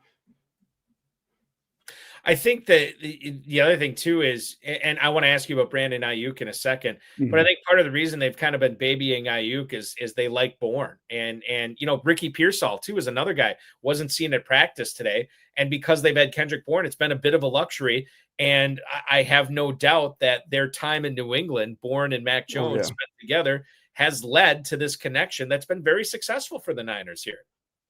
Yeah. And yeah, like you said, that's when Bourne actually pops a little bit. I remember his games in New England where I'm like, oh, all right, well, maybe this guy is something, because he'd be one of those guys who would just pop here and there. When he was in San Francisco the first time, gets a few good games in New England, and that was with Mac Jones. And Mac Jones has been pretty good. 18.3 points per game this year.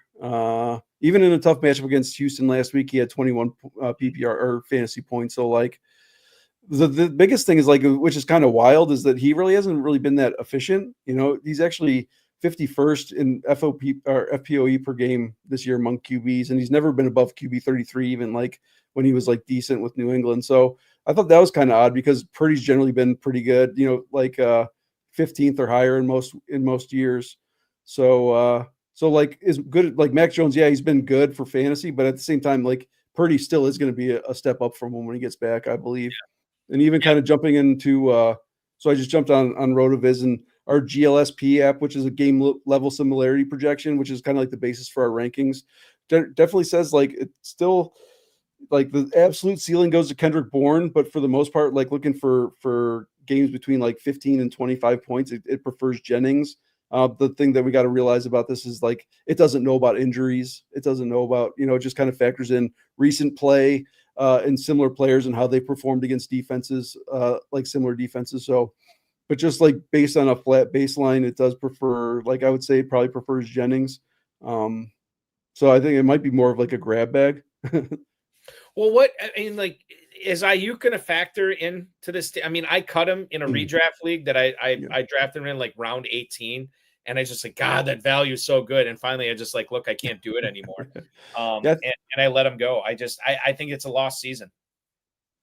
Yeah, I mean, like I have cautiously optimistic, I guess. Like I don't think he's going to be back to who he was. And we got to remember when he tore his ACL, it's not like he was all pro. He signed an all pro contract, but he wasn't an all pro player when he left. Yeah. So, but I mean, I think he's going to have a spot. It's just sliding in there. Like, I mean, we're getting like no clarity whatsoever on Ricky Pearsall. It's like, yeah, he's got a knee injury. He's out and he's not practicing. And I want to say it was MCL, something to that. I know it was a knee injury. PCL. Okay. Yeah.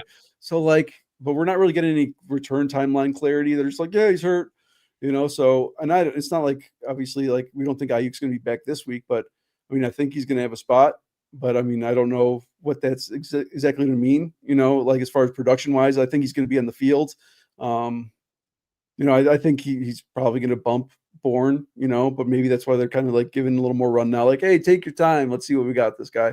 So I think, I mean, it's, even like after they get rid of Debo, it seemed like this was supposed to be the year we were supposed to get a little more clarity on the San Francisco receiving core. And we just, it's always like so hard to figure out like which one of these guys is going to pop. And we're still there. So, I mean, Kittle's, I think, as long as Kittle's on the field, Kittle is the answer to all of our questions. That's true. It's very true. The answer for the Ravens scoring a touchdown was not found by Baltimore, as they have a no gain from Derrick Henry, a 7-yard catch to Zay Flowers, and then a bad pass from Lamar Jackson on third down that was dropped by Rashad Bateman.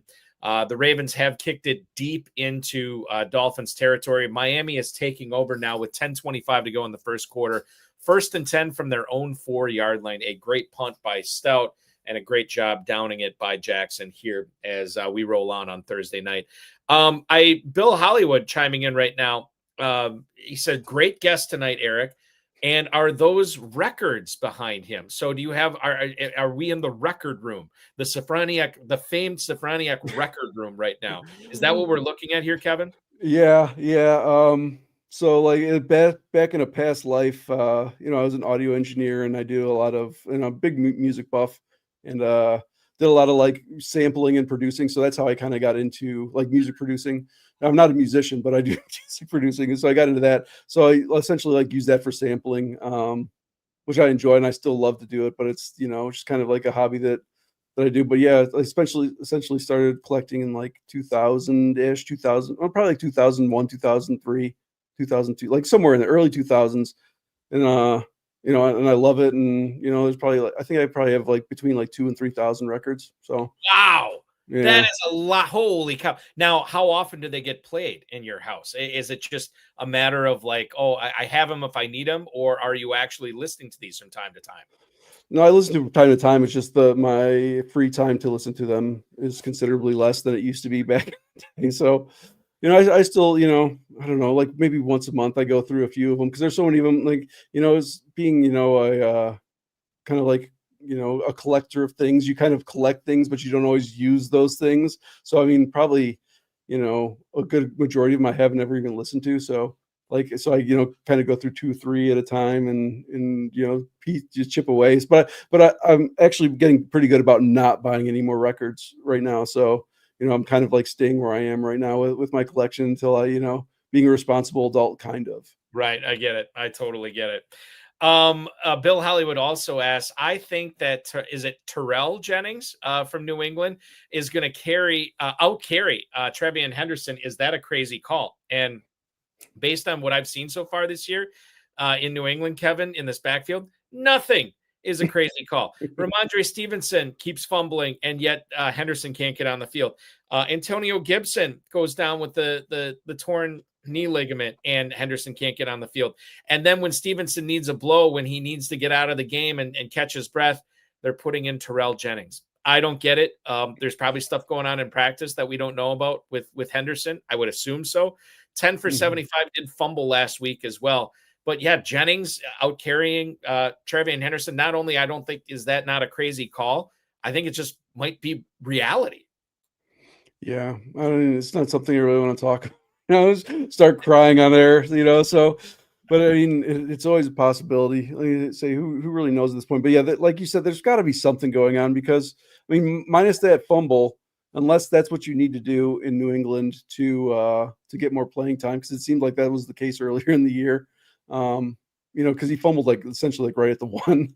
But I mean, for the most part, I thought Henderson looked good, and I mean, it could come down to the pass blocking, which obviously everybody brings this up now, but that's what people said they loved about TreVeyon Henderson coming out. Oh, he's such a good pass blocker. Oh, he's going to be great. You don't have to, he can right out of the gate. And now everybody's like, he's the worst pass blocker in the NFL. I don't really know what's going on there. Like you said, there's probably more going on behind the scenes than we know of, and nothing's really out of the question right now, even with Rhamondre, not practicing. So it'll be interesting to see kind of what they do. So what happened just now is my computer decided to restart. Not the one I'm broadcasting on, the other one I'm utilizing for knowledge. And I had the game on. I didn't necessarily see what happened, but all of a sudden, the Ravens have taken over deep in Miami territory here. I assume it was a turnover. And it is now 4th and goal, and the Ravens are indeed going for it here. So, and we do have a touchdown, and it is to Mark Andrews. Lamar Jackson to Mark Andrews, a 2-yard touchdown. Welcome back, Lamar Jackson, as he finds Andrews on a rollout for the score on 4th and goal, 8:25 to go in the first quarter. The extra point by Tyler Loop is good. It is now 7-3 Baltimore. So basically what happened after Ollie Gordon took the ball, it was a 3-yard run from Ollie Gordon on first down. And then after that, I can't remember, I said him before, Taj Washington, was it? The receiver for Miami. He got hit with an 11-yard catch. He fumbled, and then Gilman recovered it, brought it down to the 7 for the Dolphins. Henry gets 6 yards down to the 1, and then he loses a yard on second down. Incomplete pass to Isaiah Likely on third down, Kevin. So it looked like it was going to be a likely touchdown, and then it ends up being a Mark Andrews touchdown. Wow, what a sequence. Wow, what a time for my computer to install automatic updates. You got to love it. 7-3 Baltimore, 8:25 to go in the first quarter. Okay, let's get into the other thing before we head over to our start-sit segment. I wanted to bring up the Travis Hunter thing to you, where he had his best game of the season in London right before the bye. And then the news we got from Liam Cohen, and I don't know if we got it directly from Liam Cohen. We got it from plenty of Jaguars beat writers. And then Michael DeRocco, who covers the NFL for ESPN, said he believed that Hunter could start, quote, getting the WR1 treatment from the Jaguars in the season's second half. End quote, which makes perfect sense. He's a rookie. He's a pedigree guy. We've often seen these guys, these rookies, come on late in the season, or at least the second half of the season. All signs pointing to Travis Hunter crushing it down the stretch. I don't want to make it seem like he's a must start here from now to the end of the season. But you look at the Jaguars, pretty decent matchup against Las Vegas this week. Brian Thomas still having problems catching the ball and capturing the magic that he had last year. I'm very bullish on Travis Hunter for the second half of the 2025 season. Kevin, how do you feel about him? Yeah, I mean, I have Hunter everywhere, almost literally every single, especially redraft teams that I have. But I mean, I'm still a believer in BTJ, honestly. I don't think he's going to get traded. Obviously, they've come out and said that he's not going to get traded. I mean, the thing that when I've watched Hunter is that he's still running the playground routes, which is understandable considering, this guy's taking all the information this guy has to absorb. He's a man, but he's also a kid, he's absorbing all this information. So he's not going to have the most nuanced route tree, but it seems like a lot of time they're either saying run down the field or run down 5 yards and turn around and we'll throw you the ball and let you create after that. And he's had good evasion and he's had all that, but he's also kind of he's got the 10th worst fantasy points over expected among wide receivers so far. But BTJ is also like, he's the 6th worst. So BTJ is even worse than that.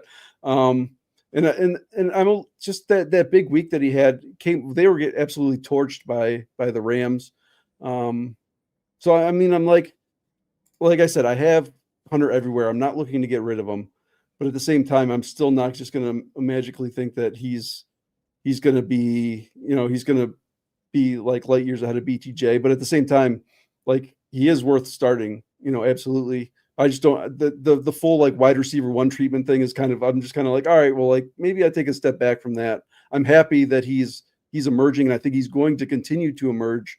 But at the same time, like, I don't know if he's going to be like BTJ's, even though BTJ is dealing with a shoulder injury. So we have to take that into account. If he doesn't play this week, they got a good matchup against Las Vegas. So like, if BTJ is out, I'd be happy, I mean, I might start him regardless, but at the same time, I'd be like super gung-ho if BTJ sits this week. But at the same time, like I said, I don't know. I am dialing it a bit back because I still believe that Travis Hunter is still his learning curve in the NFL is considerably larger than most rookies. Believer in his talent. Like I believed, like his talent. I still had Ted above him in the draft as far as just straight up wide receiver, but like he was still like my number 2 guy. But yeah, I think I just want to kind of like be a little more cautious, I guess. I think, De'Ami Brown is another guy. We're talking about injuries. He's another guy that's hurt right now. And if Brown and Thomas, or even just one of them miss, I think it definitely wheels up. Bill Hollywood saying that Travis Hunter is a must start right now. That's fine. I'm not going to go that far. I don't think he's a must start, but I do think he is a solid start this week as well. What was the other thing I wanted to get to? Oh yeah, the game.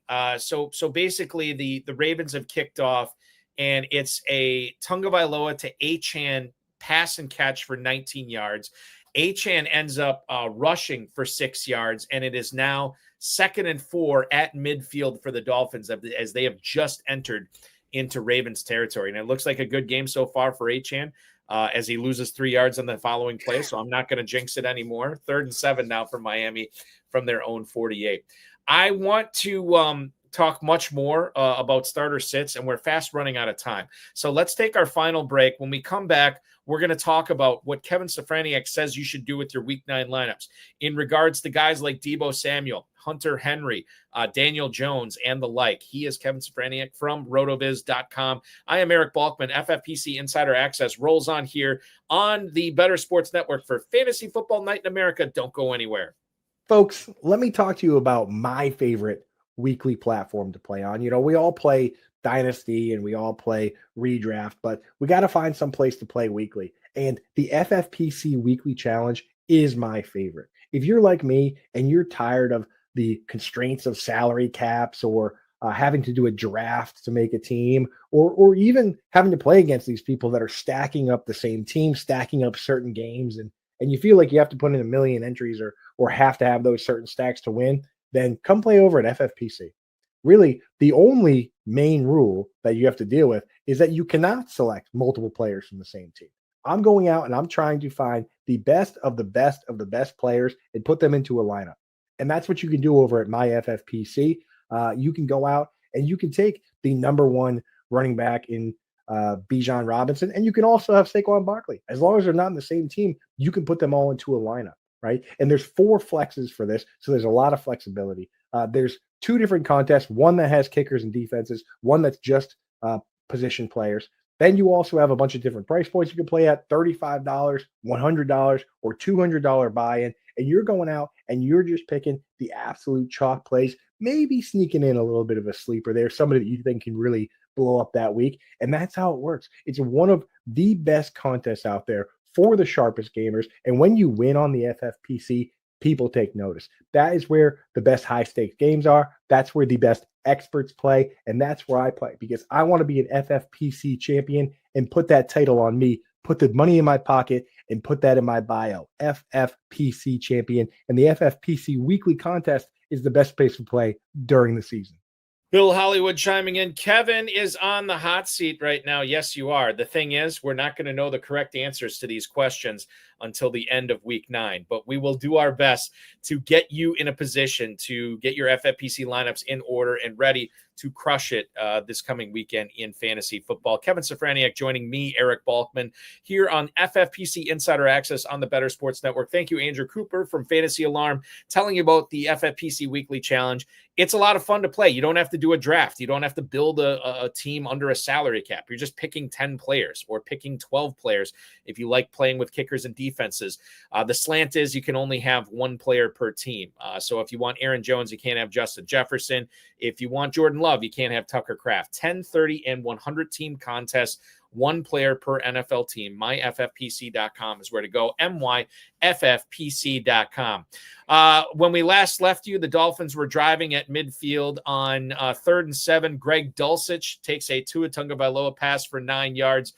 Incomplete to Jalen Waddle after that. Devon Achane rips off a 22-yard run, getting him near the red zone. Ollie Gordon then comes in for a 3-yard run, back-to-back 3-yard runs as well. So it is in the red zone right now. The Dolphins have it 3rd and 4 from the 15. We'll see what happens, what they do here as time in the first quarter is winding down. We're down to 4:19 in the first quarter. Let's get into some starter sits with Kevin Szafraniec from RotoViz. Running backs is where we're going to start here. I'm going to kick it off with J.K. Dobbins and Rico Dowdle.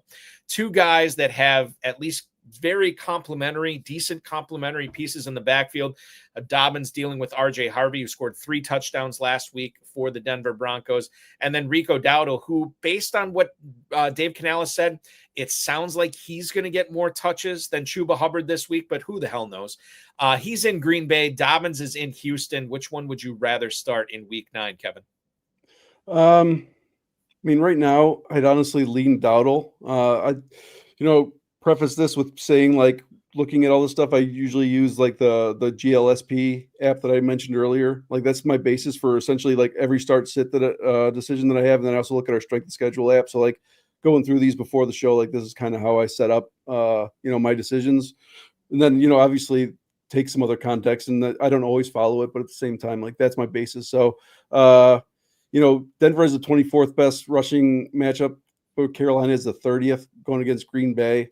But like, in all honesty, I don't think Dave Canales gets enough credit for his run games, honestly, because like people forget, like he's the guy that made Rachaad White the running back PPR running back 4 a couple years ago, and Chuba, was the running back 12, and these aren't guys who are world beaters by any means. So I'm going to kind of lean into Dowdle, and just kind of like a thing that I'm kind of doing is like Dobbins. Well, the Denver running backs have the worst strength schedule over the rest of the season. So I'm kind of like, I have a ton of exposure in redraft. So I'm kind of like thinning them out. So that kind of plays into it as well. Like I'm going to lean into Dowdle, not just like this week, but kind of rest of the season, because they both have tough matchups. Houston is, like I said, one of probably like the least hyped, top ranked defense like we've had in a long, long time. So, tougher than most people would think, but I'd go Dowdle. It's close for me. I think I lean towards Dobbins here a little bit, but again, Dowdle could be the correct play here. Wow, what a turnaround we had in this Baltimore-Miami game. So on 3rd and short, it was a 3-yard catch for Jalen Waddle to set up 4th and 1 for the Dolphins. They set up and ran a play, however, it was blown dead by a false start from Larry Borum, the right tackle for Miami. Mike McDaniel was livid about this, did not think it should have been a penalty. I watched the replay. It looked like it was the correct call. So instead of 4th and 1, it's 4th and 6. Mike McDaniel sends out Riley Patterson to kick the field goal that he promptly misses from 35 yards out. So it is still 7-3, 2:36 to go in the first quarter. The Ravens taking it over on their own 17.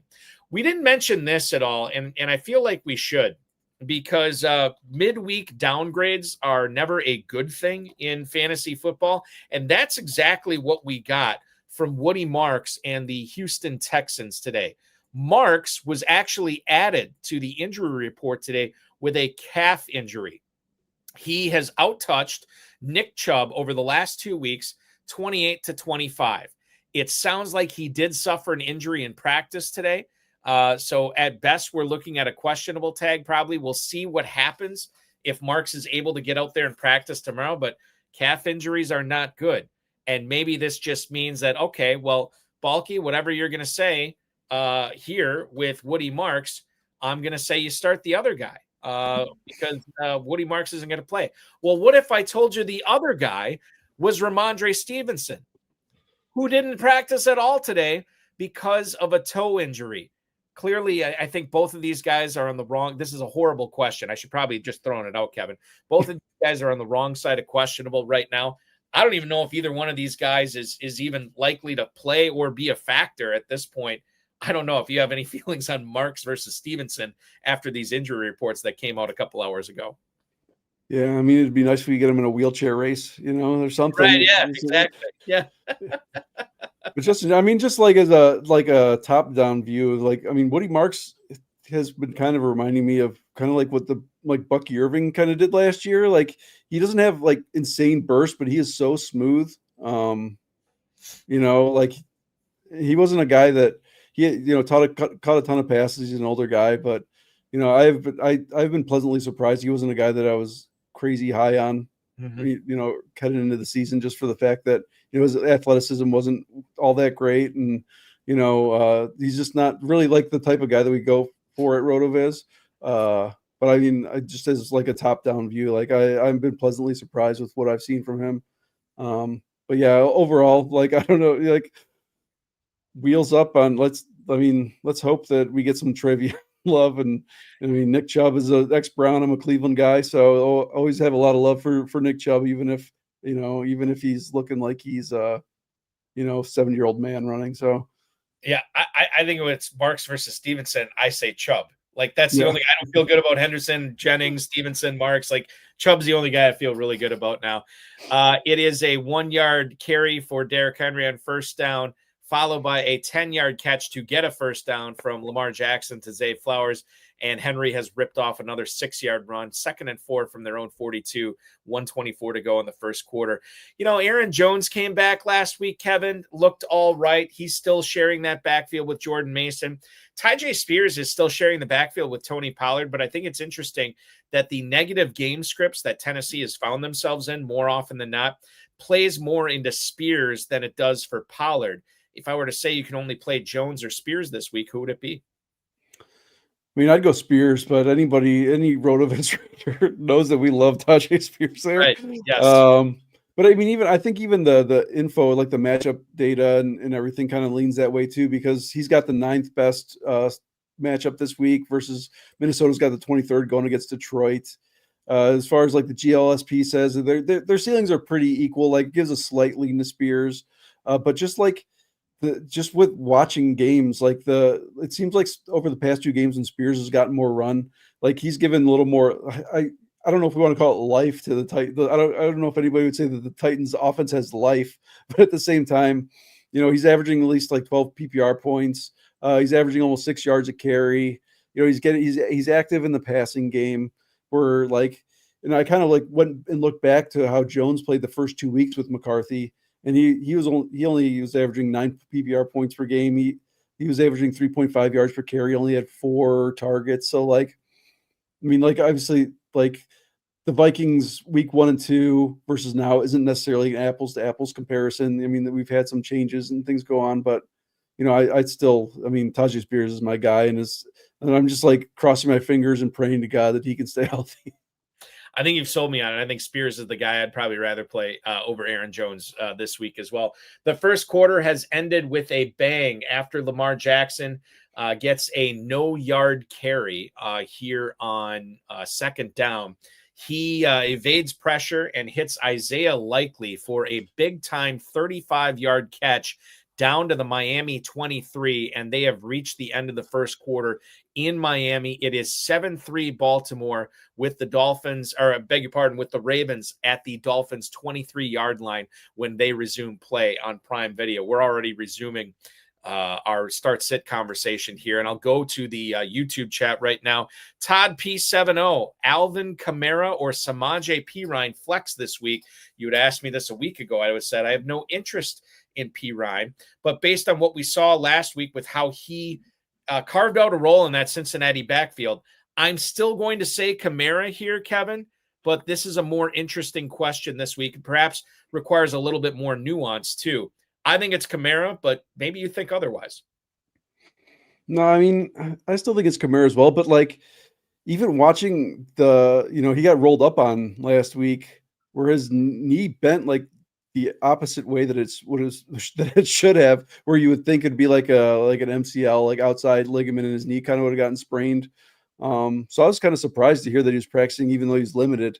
I mean, P. Ryan looked good, but we also have to, take into account, the game situation that they were in. I mean, that game was just, everybody was running all over everybody last week. So, I was still leaning Kamara. I popped it in to our GLSP app, and it says Kamara by a pretty decent margin, especially like in the middle sort of like middle outcomes, median outcomes.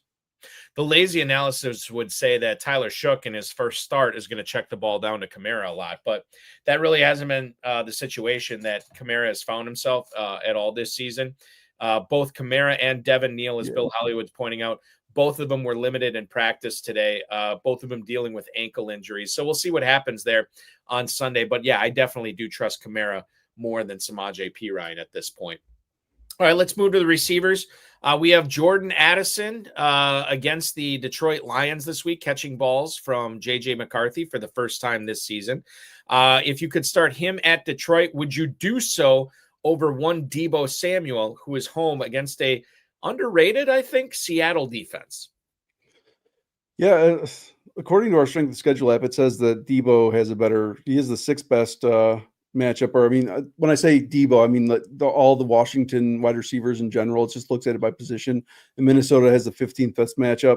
But I mean, like Deebo, we've seen kind of his usage fall down. He was getting 9 opportunities a game, weeks 1 through 5. The last 2, he's only got 6.5. So I want to see that go back up. He was dealing with the heel injury and things like that. And then obviously Daniels is in and out. But I mean, we just want to see Dio get some more run, like like we kind of talked about earlier. They don't really have much else with McLaurin going out. So, but I mean, I don't know. This is one of those more of like where my like heart takes over, because I think I would still roll with Addison just with how good he was. He's been scoring. He's been looking awesome since he came back, minus, whatever. He still, did a bonehead thing where he like left in London and got suspended for a quarter of the game or whatever. So that's never good. Like, but as long as he doesn't do something stupid between now and Sunday, like I think I would go with Addison, but I say that's more of like me, vibes and my heart kind of wanting to like go with the player that I like a lot more than but I think Deebo could have a big game. Obviously, he has the better matchup. He has the easier, he has a better quarterback, easier line to volume. So, maybe I'm wrong on this one. I don't know how you're feeling about it. I will say, the fact that Addison seemingly finds himself in the end zone so much, whether he's catching it or at least trying to catch, he gets a ton of end zone targets. Yeah. And I know that total on that game is 48.5, 49, something like that. I don't trust Washington's offense against Seattle this week. But I do trust that McCarthy is going to find a way to make Addison viable, Addison and Jefferson. So I lean towards Addison over Samuel this week, even though there's no Terry McLaurin and Samuel should see a spike in volume. Normally I'm going with the volume guy, not in this case, more of a feeling on Addison. Speaking of touchdowns, it was a Derrick Henry right tackle 3-yard gain that set up a 20-yard touchdown pass from Lamar Jackson to, you guessed it, Mark Andrews with his second touchdown of the night so far. A beautiful crossing pattern. I believe he crossed paths with Zay Flowers, sort of like one of those unintentional picks or that were kind of intentional.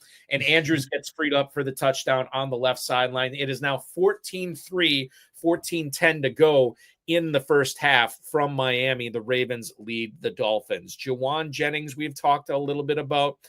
Jameson Williams, we have not. You talk about mea culpas on the show. I will take the L on Jameson Williams.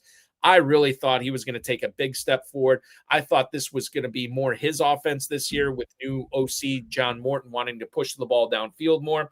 Has not happened. And I think the opposite's happened. Amon-Ra St. Brown has just been absolutely crushing it this year with Williams taking a back seat. However, knowing what we know about both of these teams, Jameson Williams taking on the Minnesota Vikings this week, and then Juwan Jennings obviously going up against the New York Giants.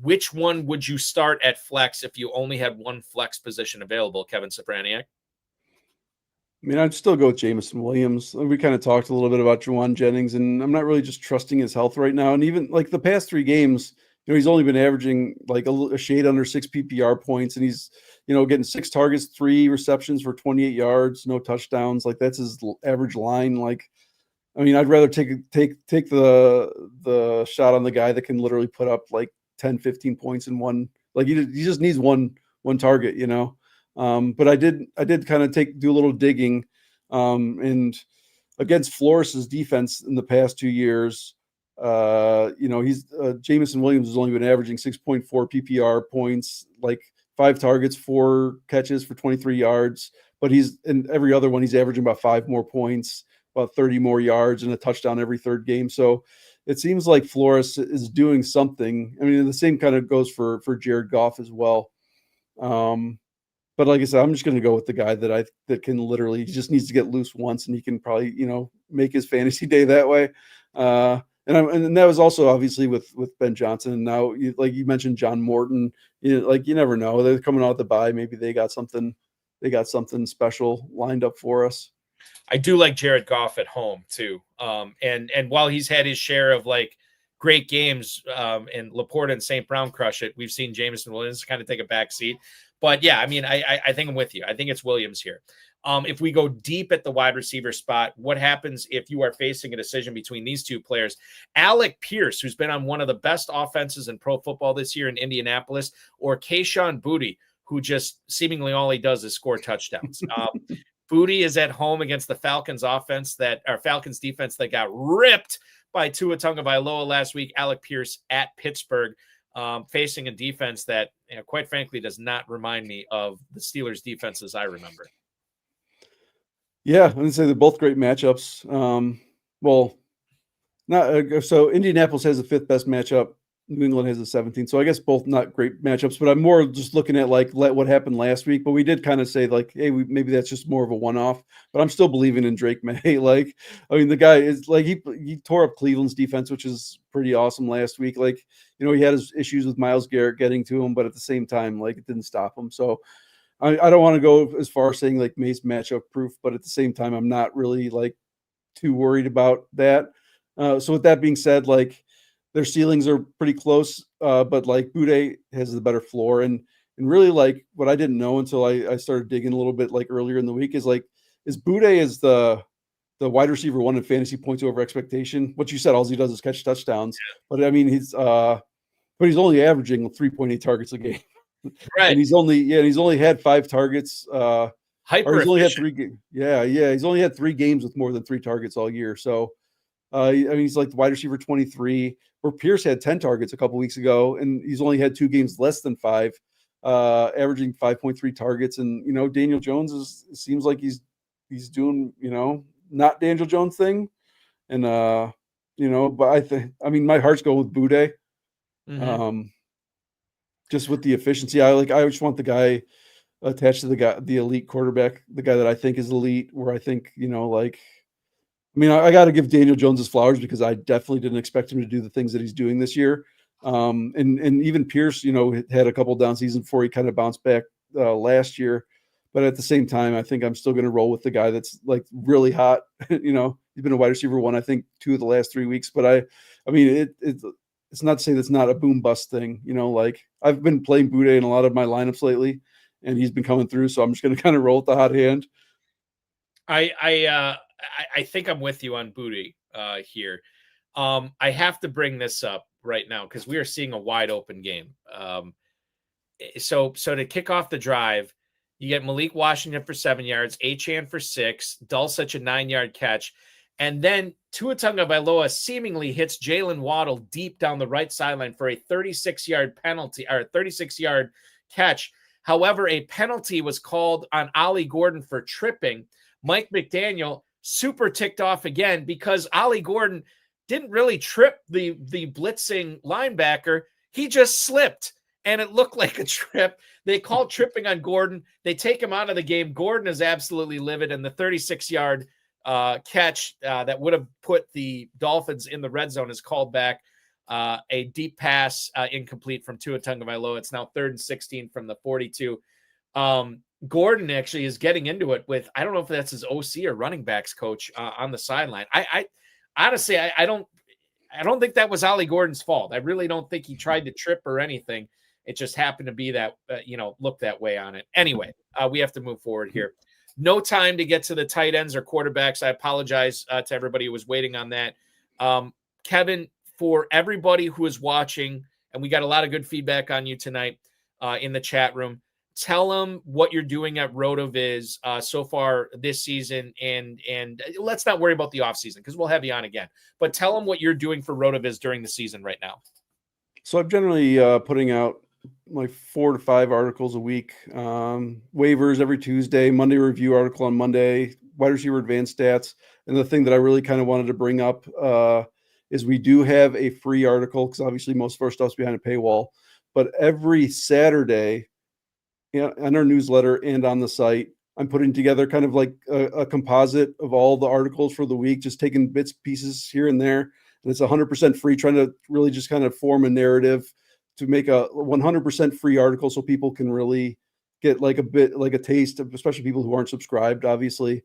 You get a little taste of what we're doing every week. So if you're not signed up for our newsletter, please sign up for that. You'll get that every Saturday. And if not, I mean, to say it is available for free on the site as well. But I mean, like if you like kind of what you're hearing, if you love like Sean Siegel, Blair Andrews, who are like really probably the two of the smartest, sharpest people that I know, what they're doing. And I mean, across the board, I mean, the crew we have at RotoViz is amazing. So I mean, there's not an article that comes out every week that I'm not excited to read. So I would say sign up for that. And then maybe you'll come and sub with us. Like I said, too, for all the guys we didn't get to, and even for the weekly challenge, like I said, that GLSP app is like so clutch. So for subscribers, if you ever have any issue on start sits, like obviously put out a rankings article, but at the same time, you have essentially rankings there every week. You don't have to wait for. And if you're ever wondering, like maybe you missed something that Kevin put out, he posts them on X at the CatDadFF. Check that out as well. RotoViz.com is where to read everything. Kevin, always a fun time chopping it up with you, hanging out, talking some fantasy football. I knew I was adding too much content to the show tonight because we tend to get into in between the lines and everything, which is great. And I had a lot of fun. But we'll definitely have you back again. Thanks so much, and enjoy the rest of the game tonight. Yeah, thank you. I always appreciate coming on anytime. Absolutely. MyFFPC.com is where to go to play the FFPC Weekly Challenge. No draft, no salary cap. Just pick 10 or 12 players, whatever you want, and win up to $2,500 this week. 10, 30, and 100-team contest. MyFFPC.com is where to go for that. Next week, we'll be back at 7 o'clock p.m. Eastern Time for the Raiders and Broncos with FTN and player profilers Nelson Sousa, the co-champion of the 2016 FFPC main event. He will join me for 2 full hours. That's going to be a lot of fun. For our producer, Sean Engel, our co-host tonight, Kevin Szafraniec, I am Eric Balkman. This has been FFPC Insider Access on the Better Sports Network. Enjoy the rest of the game tonight, and good luck in Week 9.